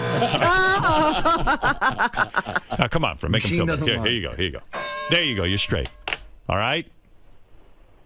Yes. All right. Feel better. Sweet dreams about girls. All right. Goodbye, Eric. Bye. Bye for now. There he is, Eric. Robin, it's time for news. A new study out of Australia suggests that women are fairly accurate in telling whether an unfamiliar man is faithful just by looking at his face. I have a thing. If I pointed at you, I can tell if you're faithful. For example, I'll point it at George. Let's see if he's faithful. There we go. Hold on a second. I lost that page. No. Oh, please. Don't ruin the illusion. Radio is an illusion. Theater of the mind. I see if I pointed at George to see if he's faithful. And what's the sound? It's not working, huh? Yep, you're unfaithful. You cheated. That means unfaithful? Unfaithful, yeah. You're unfaithful. It doesn't work then. It's broken. No, I'm telling you. Never look. I'll point it at Fred. Let me point it at Fred. Unreliable. Look. Faithful. Let me point it at Robin. Point it at me. Faithful. Let's point it at you. Unfaithful. Now, how could that be? Didn't you cheat on bread? Because I know the facts. Didn't you cheat on bread? Did you cheat on bread? The machine is wrong. Did you cheat on bread? I did not. You did early on. How long? How far back does that go? How far back? Forever. Forever? Yeah. Well, there was a point where I. Let me point it at you again. There's a point where I wasn't cheating at all. Like the machine doesn't know that. No, when I was a kid, I wasn't having sex at all. I'm going to point it at you. See if you're a cheater. No, if you're not having sex, I'll point it at Fred, and I'll point it at you. What point in my life is that recorded? Your whole life, whether you're a cheater or not. Here, I'll point it at Eric the actor. Then I know it lies when. Here, I'm pointing it at Eric the actor. See? Now I'm pointing at you. You cheat. I have cheated. Yeah, there you go. The past. So it worked. Well, it caught you. It caught you. Researchers found that women make the judgment on how masculine looking the man is. Attractiveness was not a factor in women making the link. However, men don't seem to have the same ability when determining faithfulness among women. Well, George, according to this, is gay and unfaithful. The study involved 34 men and 34 women who were shown photographs of adult faces and asked to rate them for faithfulness. The study appears in the journal Biology Letters. So there you go. Women can just look at you and tell if you're going to be faithful or not. George, I don't know. It did pick up that you cheated. I've been faithful to women who I have been friendly with. Yeah, because you weren't going to cheat on a woman with another woman. That's right. Well, it did catch you. Mr. Takei. Yes, sir. May I ask you about that gay buzzer contraption that was going on today? I don't believe it. You don't. It's a fake. It's completely invalid. It's a fake because when it said, well, when it was testing me for being gay, I believed it. That's true. However, when it said that I was cheating on Brad, I knew it was a fraud. That's impossible. Absolutely impossible. And when he told me it goes back decades, well, yeah, decades.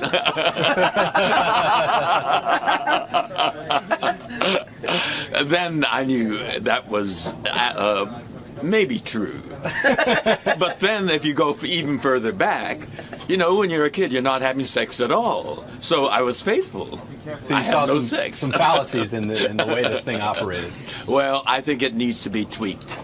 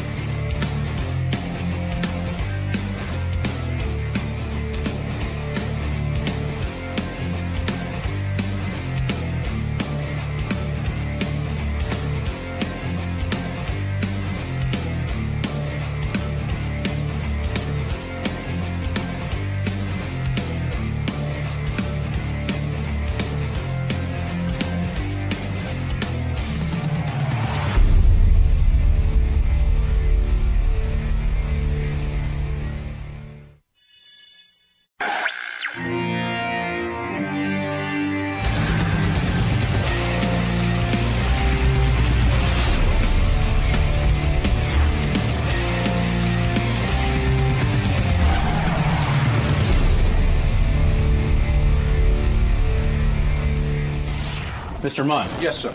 This is a source of sexiness and controversy. Mr. Ken Jennings. What is your mustache? What do you mean, what is it? Oh, I was doing it like Jeopardy. I gave the answer, and then you have to give the question. What is my mustache? No, the answer was... What is your mustache? This is a source of great controversy and sexiness. Shut the fuck up. What is your mustache? We're going to bring in Ken Jennings. I don't like you. Jeopardy champion. I don't like you. I like your mustache. I don't like you. Ken Jennings. Good morning, sir. Hey. Welcome. Yeah, we just moved. Thanks for having me. Good to have you here. Right this way. So, obviously, I've watched you many, many nights in a row on Jeopardy, dominating the competition. But today, you face the great Fred Norris. Whole different ballgame. Whole different ballgame. Are you aware of who he is? And oh, I know the legend, the man, the legend. So how are you feeling, given all that? I'm a little intimidated. Every time I've heard the segment, I've never heard Fred lose. So I think you might be his strongest challenger yet. Pretty tough road to hoe, though. Well, best of luck. I'm looking forward to a great competition. All right, listen, I'm running late, and I want to definitely get to our next guest. This is the guy who won, it's like over $2 million. It's remarkable. It's a remarkable amount of money. Look at this guy. Genius. I mean it. I watched you on Jeopardy. My father worships you. That's what everybody tells me. Yeah, the old man. My grandma loves you, man. My dad watches Jeopardy like a lunatic, you know. When you hit a certain age in this country, you have to like plan your life around Jeopardy. I don't know what it is. Everybody who plays Jeopardy always says the secret to winning Jeopardy, of course, you got to know your stuff. And it's not so much, the knowledge, but also knowing how to work the buzzer. Right? Buzzer's huge, and you watch the show at home and you see people flailing away on this thing like idiots, and you're like, what is wrong with you? But it's tough. Because Gary described to me, because he's done the Celebrity Jeopardy. Right. You have 3 lights on the sides that you can see off camera, and there's a white light, a red light, or this light, and when the white light goes on, you can buzz in. So if you start buzzing in before... Yeah, you're not getting it, and even worse, you're going to get locked out for like a fraction of a second. So right. if coming in too early is like as bad as coming in too late, and that's what people do. They buzz too early. You won $3.1 million? Something like that. Isn't that amazing? It's crazy, right? Would you sit at home and play Jeopardy and sort of say, wow, I'm getting every one of these? Well, sure, but everybody's good on their couch, right? No, I'm not. I'm not good on my couch. I'm an idiot. I watch Jeopardy and I don't know anything that's going on. Were you of a superior intellect? Was your IQ ever measured? No, but I was good in school. I was the kind of kid that and I was raised in the '80s when Trivial Pursuit was very big. So I grew up on that kind of stuff, and I always loved I would skip. You love school. those facts. Exactly. I would skip school to watch game shows. Like I was a huge nerd as a kid. You grew up in Korea. Yeah, that's weird, right? You're a white kid in Korea. My dad was a lawyer living in Seoul, Korea, so I grew up there for like 10 years. And we only had one channel, Army TV, and so it was you had no choice about what to watch. And so me and all my friends would watch Jeopardy after school because that was the only thing that was on. So, right. And you'd sit there and you'd watch it. And, Fred, who you're going to play today, he describes the same thing. When he was a kid, he was sort of isolated. He lived in the sticks. He lived here, but he was still isolated. He's isolated to this day. I'm isolated in this studio. But he describes... By the way, you must know Gangnam Style, right? Oh, yeah, absolutely. Yeah, right, because you grew up in Korea. Is Gangnam like the Beverly Hills of Korea? Yeah, it's like the really nice neighborhood. It's like, Park Avenue or whatever. Well, Fred describes the same thing. He would sit and read encyclopedias. Like from the start to the end. He became consumed with information. Yeah, I think people are just born this way. I would sit inside reading, the baseball encyclopedia or Leonard Maltin's movie book, just reading it like it was a novel, which is nuts. And did people accuse you of being a quote-unquote geek or nerd because you sat and read these things? I mean, it's almost like when we're young, education or knowing things is a put-down, like you're an idiot for trying to learn something. Right, yeah, and no, I feel like I sort of avoided I didn't have some wedgie-filled childhood, Right. But to this day, I'll go on, sports talk shows, and they'll be like, so you're a nerd, right? So, they hit you with towels, right? And no. People don't understand that this whole nerd jock thing sort of ended, and... Did you stop working? But wait a minute, in Korea, weren't you bigger than everybody? Did you learn karate in Korea? They're very good with karate over there. I don't know Taekwondo or anything like that. No, it's all elbows over there and knees. No, that Gangnam Style guy could kick my ass. Ever eat dog in Korea? I have eaten dog once. It's a delicacy over there, right? Yeah, there's like restaurants just for dog, and they'll have the dogs tied up out front. It's like picking, your lobster. Right? Really? No. Yeah, is that the way it works? I don't think you go to the tank and pick your dog, but they do have the dogs tied up out front, and that's going to be a poaching dog place. Wow. Did that freak you out as a kid, or is it just so normal? It's just normal. You're a kid. This is what they do. You didn't get sad when you saw the dogs and go, "Oh my God, that's such a beautiful little pet," or something? They're sort of ugly little hairless-looking dogs. I see. That's what you eat. And how does it taste? Is it like chicken? No, it's really not good. Like, even if you didn't know what it was, you wouldn't be into it. Why are they so into that? I guess because they don't have a lot of food over there or something. I don't know. It's just a tradition, Like it's different cultures. Somebody decided to eat dog, and so they still eat dog. Do they Parmesan it? Or what do you do with dog? Fricassee? Put some peanut butter and jelly on it. It's like a soup. I don't know why that would be the way to eat dog, but it's a soup. Do they have pets over in Korea? Oh, yeah. There's, in addition to the dog, that kind of dog you eat, there's dogs that it's very popular right now. It's sort of a status symbol to have a dog for as a pet. As a pet. Yes. Not to eat it. Right. Unless you get carried away. Sort of like George Clooney with his pot-bellied pig, I'm not going to eat this one. Yeah, the other one, yes. This one's in the house. Yeah. It's funny. My wife is doing this TV show with animals. Real quick story.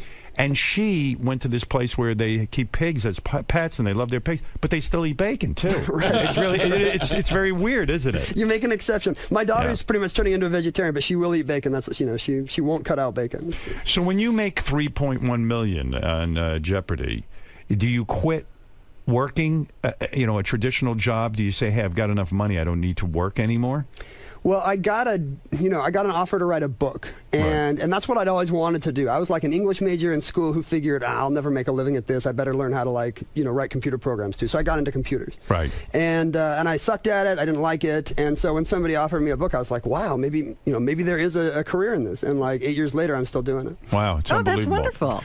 So you've been able to not have a traditional job because of Jeopardy. Yeah. And these game shows. It's really remarkable. It's weird. Why did you not win Jeopardy? There was a Tournament of Champions. You came in second. I did. Were you shocked? I mean, because you were the longest running winner, I think. I was, but there's a ton of guys who are really good. I came on right when they had changed the rule. They used to, after 5 days, they would give you a car and kick you off, right? Right, which was stupid. Right, they should have let these guys play. I know I got reinvigorated with Jeopardy when you were on, because it was like, wow, I heard about this guy who kept winning week after week. It was a You had to watch the streak, yeah. Right. Right, I'm sure most people were rooting against me, but, it's the same thing. People are watching. Yeah. So there are a ton of guys that are just as good, and one of these guys came back, and it was just the buzzer. He was faster than me. He was better at the buzzer. And he knew his stuff, for sure. How long was your run on Jeopardy? It's like 75 games, so it was almost 6 months of Jeopardy time. Is Trebek removed from the game, or does he sort of hang? He doesn't hang with you. It's sort of he comes on set, does the game, and then he leaves. Right. He's not allowed to, because of all the scandals in the 50s. It's like still a felony in this country to rig a game show. So you're not allowed to hang out with anybody who knows the answers, and that includes Trebek. I see even on America's Got Talent, which isn't a game show. I'm not. I can go over and say hello or something like that, but there's very little fraternization between the judges and the talent. Like, they discourage it. They tell you not to. Yeah, I remember one time they took me back to change my tie at a mirror. The tie was, moireing on camera or whatever. So I go back to change my tie, and they take me to the same mirror that Trebek uses. Right. And people freak out. He can't be back there. It's like a Trebek's not even there. It's like a lockdown. Right. Alarms are going off. And you might talk to Trebek's image that was just in the mirror. The mirror will talk. Let me get this straight. So, were you one of these guys that had high SATs? Yeah, I was always the kid who could test really well, so I could get away with studying a little less. Where'd you go to college? I went to University of Washington, and then I went to BYU. Oh, U of Washington is a good school. It's a decent school. Right, and then Brigham Young. Brigham Young? You did your master's? Yes. I didn't. I just have a bachelor's. Oh, bachelor's. And so you. Why'd you go to Brigham Young? I'm actually Mormon. I had friends there. Oh, is that right? I didn't know that. It's true. Did you wear magic underwear on Jeopardy? That's your secret. That was it. I just broke your secret. Now everybody's going to do it. What is that whole magic underwear thing? Is there such a thing as magic underwear? What is that? It's not magic. It's like it's Mormons, devout Mormons do wear sort of ceremonial ritual clothing under their clothes, but it's just like, it's just like a Jewish guy wearing a yarmulke. It's just a reminder of who you are. Yeah. I mean, do you do that? Yeah. Oh, you're devout. Okay. All right, good. Just checking. Okay. I'm thinking of becoming devout something or other. And what will you wear? I need some magic. I don't give a shit what I wear. I'm just happy to be anywhere. So, I mean, this is a great success story because the game show made you a millionaire. And do you invest this money now that you have you don't have 3.1, you have to pay taxes and all that. But do you invest this money, and has it grown? I would imagine maybe you're some sort of genius investor, too. Where else does your genius come out? No, I haven't written some business. I mean, all this money was before the economy crashed, so I don't think I have it all anymore. But, yeah, it's pretty boringly invested for, the kids' college and retirement and stuff like that. Right. It's not like I lost it all on that one-handed blackjack or strippers. But I bet a lot of people think you're like this way richer than you really are. Yeah, it's not like, screw you money, I can't go live on an island somewhere. I don't think Fred stands a chance against you. Well, every time I listen to this segment, Fred wins handily, so I'm pretty nervous. But he ain't playing you. I mean, you're a whole different deal. And you even say you're not a genius. You weren't you weren't valedictorian of your school. No. But it was just this sort of trivia knowledge that you were. But I think you go beyond trivia because, you're doing like geography that's a little more intense. You're doing history that's a little more intense than just sort of general trivia. It seems you're way more educated and way more aware than the average trivia guy. Well, the thing about it, when you're this kind of person, it's your knowledge might be a mile wide, but it's like an inch deep. You know a little bit about a lot of things, but it's really a little bit. And the other thing about Jeopardy is you're only buzzing in on what you know. You're not demanded to answer questions you don't know. That's right. Is that exactly true? Because I would think in order to buzz in, you've got to sort of think, you got to think so fast that you kind of think you have an idea of the answer, and sometimes you come up with the answer after you buzz in. Does that make sense to you at all? No, because the question has to be completed before you can buzz. Wait a second. Let me ask the expert, Ken. Do you think anything I'm saying? I was there. You played it. She's good. I've seen Robin on Jeopardy. She's really good. Right. It's true that you gotta wait till the question's been read to buzz. But it's true that I have had the situation of some part of your brain knows that you know it, so you buzz, and then while Alex is staring at you, you got a few seconds to dig it out. The rap on Jeopardy is that if you're a woman, they'll put you through faster as a contestant than as a man. They want to encourage women to be on Jeopardy. Do you think there's truth to that? I absolutely do. When I got the call to be on the show like a year after I tried out, and I was playing against women, some of whom had tried out like a few weeks ago. Right. Yeah, they tried out yesterday.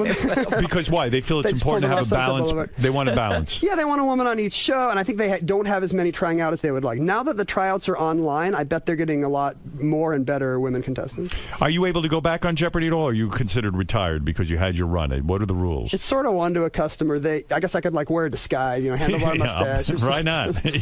Do an accent. Sex change.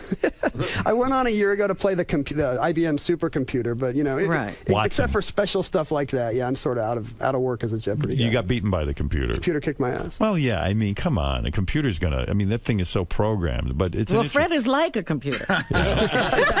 Fred, do you think you have a chance in any of this at all? Not a snowball's chance in hell. All right. Well, let's try it. What do you say? I'm going to give it a shot. And what the hell, for $5,000? Why not? If you'll probably win the $5,000. It's not Jeopardy money. Just write him the check down. Right. Well, put Fred in the isolation booth. We'll let Ken answer the questions first. Well, for $5,000, Ken is saying, I should only have to answer one question. No, I came up with it. It's like Linda Evangelista. I don't get out of bed for less than 10,000, Trebek. I've got 7 questions. Okay. All right. I assure you Fred has not seen them because we know the rules. You can't, you can't tell. And these questions were decided upon by my staff and me. General knowledge questions. So it's different than Jeopardy when Fred's money. Right. I will. You have to answer all the questions. Right. If you pass, fine, and then if you want, it's based on time and all of the. I don't even remember how to play it, quite frankly. It's fast and loose. You're just like Trebek. Yeah. Who's keeping time and where is the time? Time is over there. Time is over there. Oh, I have to see it over there. And he's got to move. Oh, he's got to move over there. All right, go ahead. Ken, do me a favor. Ken Jennings, everyone. The book is Because I Said So. It's available now. And for a list of Ken's book signings, go to ken-jennings.com. And Ken, what is the book? I mean, it's a book of trivia? It's sort of a trivia book. I got kids now, and it sort of debunks all the things that parents tell their kids without knowing if they're true. Like, don't go swimming right after you eat, or if you swallow your gum, it'll stay in your colon for 7 years, or, Right. Which of these things are actually true? So. And you wrote it yourself? I did, yeah. Wow, well, it's my congratulations. It's my 4th book. Do these books sell well? They do okay. My last 2 were bestsellers. Wow, awesome. Yeah. I actually read some of the book. I liked it a lot. It's got a truth meter in it, so it says, like, you know how your mother always told you the crust is better than the rest of the bread? Right. That's mostly false. Oh, wow. So there's a lot of that in the book, and he's got a little... I believe that. He's got a little we meter. all believe these things. Yeah, right. There's a little meter at the end. It's either false, true, mostly false, mostly true, so it was really good. Yeah. You got a nice life, huh? Where you living now? Seattle. And you got kids? I got 2 kids, 10-year-old, 6-year-old. Marriage going all right? Yeah, just regular suburban dad, I guess. Getting laid? Your wife or good, she give up on that? No, that's how marriage works. It's still happening. It's one of the perks. Good for you. Isn't that great? And look who's here, George Takei. You get to meet him. Huge fan. Are you a Star Trek fan? Absolutely. Are you a big comic book guy, too, someone said? As a kid, I was. Yeah, I still got boxes of comics from, I would have boxes, too, but my parents threw them all out. I somehow avoided my mom throwing out my comics. I don't know how I got lucky. But... So you're a big Trekkie? Oh, yeah. If I was to ask you a trivia question about Star Trek, you'd probably get that right, too. I'd give it a shot. It's a lot of pressure. Oh, I'm sure he would know some things. Ask him a question, George. Ask him one of the questions you get asked all the time at a Star Trek convention. Let's see if Ken knows it. Okay, what's my favorite episode? Who the hell would know that? Maybe the one where you got the sword, the naked time? That's right. Hey. Very good. He got it right. That's an easy one. That's an easy one. What's George's favorite sex act? I bet you don't know that. I do. Howard knows that. Took place in the Rambles in the 70s. All right. All right. You're wrong. It didn't? Where did it take place? In bed at home. Oh, with Brad. Oh, that's right. Well, you have to say that. You're a smart man. All right. Listen, Ken. So I'm going to you have a minute on the clock. If you want to pass, I can go back at the end. Try not to pass because I forget which ones we passed. And time is a factor. Time is a factor. Okay. You'll probably win this anyway. Okay, so let's start. Who was the first United States president to die in office? William Henry Harrison. What is the second most abundant element on Earth and the principal ingredient of glass? Silicon. Which NFL team has won the most Super Bowls? The Cowboys. Which Canadian province is largest in population? Ontario. Sauerkraut is made from what vegetable? Who was known as the Clown Prince of the Harlem Globetrotters for 20 Meadowlark Lemon. On the TV series The $6 Million Man, who did Steve Austin report to? Oh, I have no idea. Do you want to stop? You want to stop the clock? Okay, yeah. All right. 36. You are awesome. Fuck. Yeah. Whoa. I screwed up the $6 Million Man question. It was, first of all, I'll give you the answer. First of all, you did it in 36 seconds, which is very, very good. And your score is? Your score is you only got one. Well, you got 2 wrong. One you didn't know the answer to. The Pittsburgh Steelers are the NFL have team. More Super Bowls. Have the most Super Bowls. I doubt Fred knows that anyway. We'll see. I don't know. He's a football fan. On the TV series The $6 Million Man, who did Steve Austin report to? Oscar Goldman. Oscar, of course. Howard would have gotten that one. You know what? I wouldn't. I don't. You don't remember that? I can't think fast like that. I get very nervous. Did you get nervous doing this? The Jeopardy's a good cure for stage fright. After that, everything's less pressure than Jeopardy. First time you did Jeopardy, though, you must have been like deer in the headlights. Yeah. Yeah, I can imagine. Wow. All right, let's see how Fred does. You only got 2 wrong. These are tough questions. So we'll see. I mean, you really rattled them off. You have to be impressed with that, right? Those were tough questions. I won't tell Fred how you did. I'm going to keep it a secret from you. Already. How Ken did. Let's just say good luck. He probably got 7 out of 7. Now, don't telegraph. I'm predicting what he got. I'm predicting him in ahead of time. 7 out of 7, around 30 seconds. All right. That's my prediction. All right. I'll tell you who's rooting for you, Fred. The Dogs of Korea. They've had it with Ken.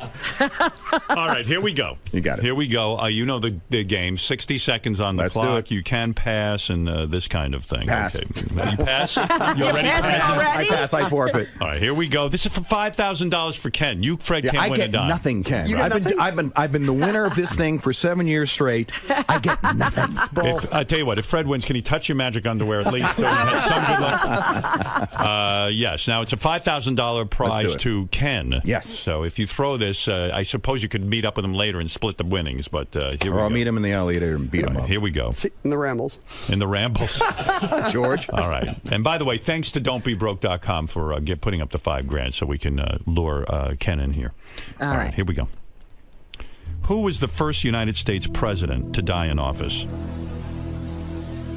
Lincoln. What is the second most abundant element on Earth and the principal ingredient of glass? Silicone. Which NFL team has won the most Super Bowls? Dallas. Which Canadian province is largest in population? Ontario. Sauerkraut is made from what vegetable? Cabbage. Who was known as the Clown Prince of the Harlem Globetrotters for 24 seasons? Meadowlark Lemon. On the TV series, The $6 Million Man, who did Steve Austin report to? Oscar. Do you want to stop? Goldman. Stop. Okay.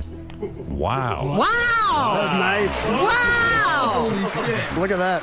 Now, here's Fred, the do you know what you did? No, I don't know what I did. Now, hold on. Okay. I don't know how the hell this gets decided. We haven't gotten this deep into the rules.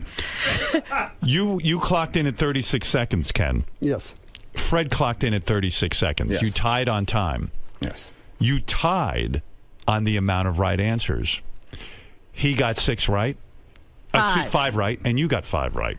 The 2 you got wrong. The first United States president to die in office. It wasn't Lincoln. I know it's that. Harrison, Right. William Henry Harrison, which you got right. I blanked out. Yes. The second one that you got wrong was what is the which NFL team? I knew I got that wrong. All right, so Ken got that wrong too. It is the Pittsburgh Steelers. Right. But they got I it should've wrong the known same way. They Steelers. both said Dallas. Cowboys, Steelers. Yeah. Well, because America's team America's in the team. 60s was Dallas. I forgot that there was Pittsburgh. Gary, is this a tie? It is. It is a tie. Because there's no way to. It's Give about Ken the the time. money, Jesus. Well, how about this? Fred said silicone instead of silicon. I mean, I know it's Howard Stern, but come on. Well, come on. Look, wait a minute. We go to George Takei. on that. Judge George Takei. How do you say silicone? I call bullshit on that. I'm ready to give you the money. Fuck you. We have to do a tiebreaker. Can I be really honest? Yeah. Wait a minute. I want to know how George says silicone. Go ahead. How about a cock off? Oh no! Both take it out. Who has the most beautiful cock? Magic underwear. George will judge your penis. Yeah, go ahead. Forget it. No, tell me, what is the ruling?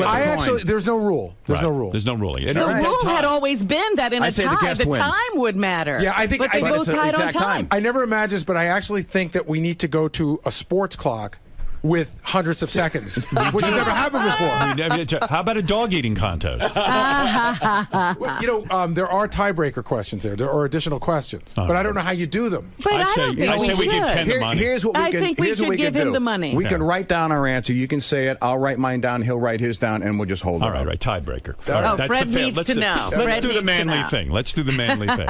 Fred needs to know. Now, where are you going, Fred? I'm going to go to get a paper. You're getting a paper. Okay, good. All right, Ken, can you believe this guy tied you? That's crazy. He was great. How brilliant is Fred? He knew Oscar. What can I say? Yeah. He's great. Wow. Why is Fred not on Jeopardy? That's what I want to know. Fred, go over there. We've always said that. Unless because we don't want. He won't take the test. I'm not gonna. We don't want you to cheat. Why don't you go on Jeopardy? Because they haven't asked me. Well, they got to apply. You got to try out. Do it as a real contestant, Fred. I mean, I'm impressed. I didn't do real Jeopardy. I did rock and roll Jeopardy. I know. I'm just impressed with Fred. No one's talking about you. There you go. Let's do it. All right, here, I'll write down your answer, okay? That's the fair way to do it. Fred's writing, there's no question. You're already writing, Fred? That's awesome. Then Fred wins. If you've got the right answer, you win. No seconds. Okay, if either of you guys know this, you're fucking genius. Okay, here we go. On what ship did Charles Darwin serve as a naturalist during a 5-year voyage in the 1830s? Wow, they're both writing. We're done, I think. Hold on. Let's see. I like this answer, too. Fred, hold up your answer first. What does it say? HMS Beagle. What does yours say, Ken? Also the Beagle. The Beagle. Wow. Wow. Lord. What the fuck is All right, how far are we going to go with this, Howard? Let's keep going. How long are you guys on the air? Ken, what did I do wrong in school that I don't know any of these answers? I mean, what went wrong? Fred, you're impressive. HMS Beagle. I thought that was whoever picked that question was very funny because they know Ken eats dogs. I always remember the Beagle is the most delicious dog. With a great bark. Okay, if you guys know this, God bless you. But here we go.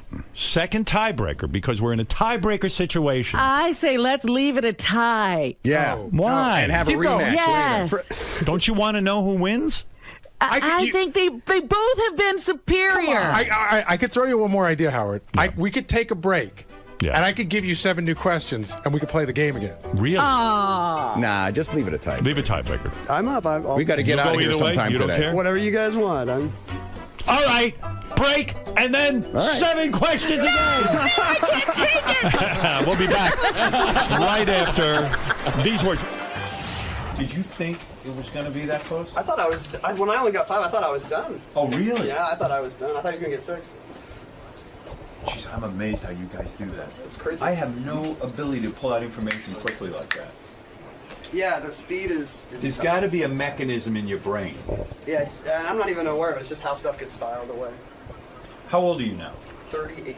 Do you notice any diminishing of that? You do? Yeah, I was on. It was 8 years ago. I was on Jeopardy. I was better then. So you think you were in your prime when you did that? Yeah, good thing I went on young, I guess. Wow. Yeah, because I know that. I don't feel as quick. Starts to go, right? Yeah. That's sad. But I was never like you guys, where I could pull out that kind of information. That's good. You got an alibi when you know. Yeah. As you get older. Okay. Yeah, I used to be able to do that. Okay, so let's try this again. We're sitting with Ken Jennings. We're talking. He just released a book.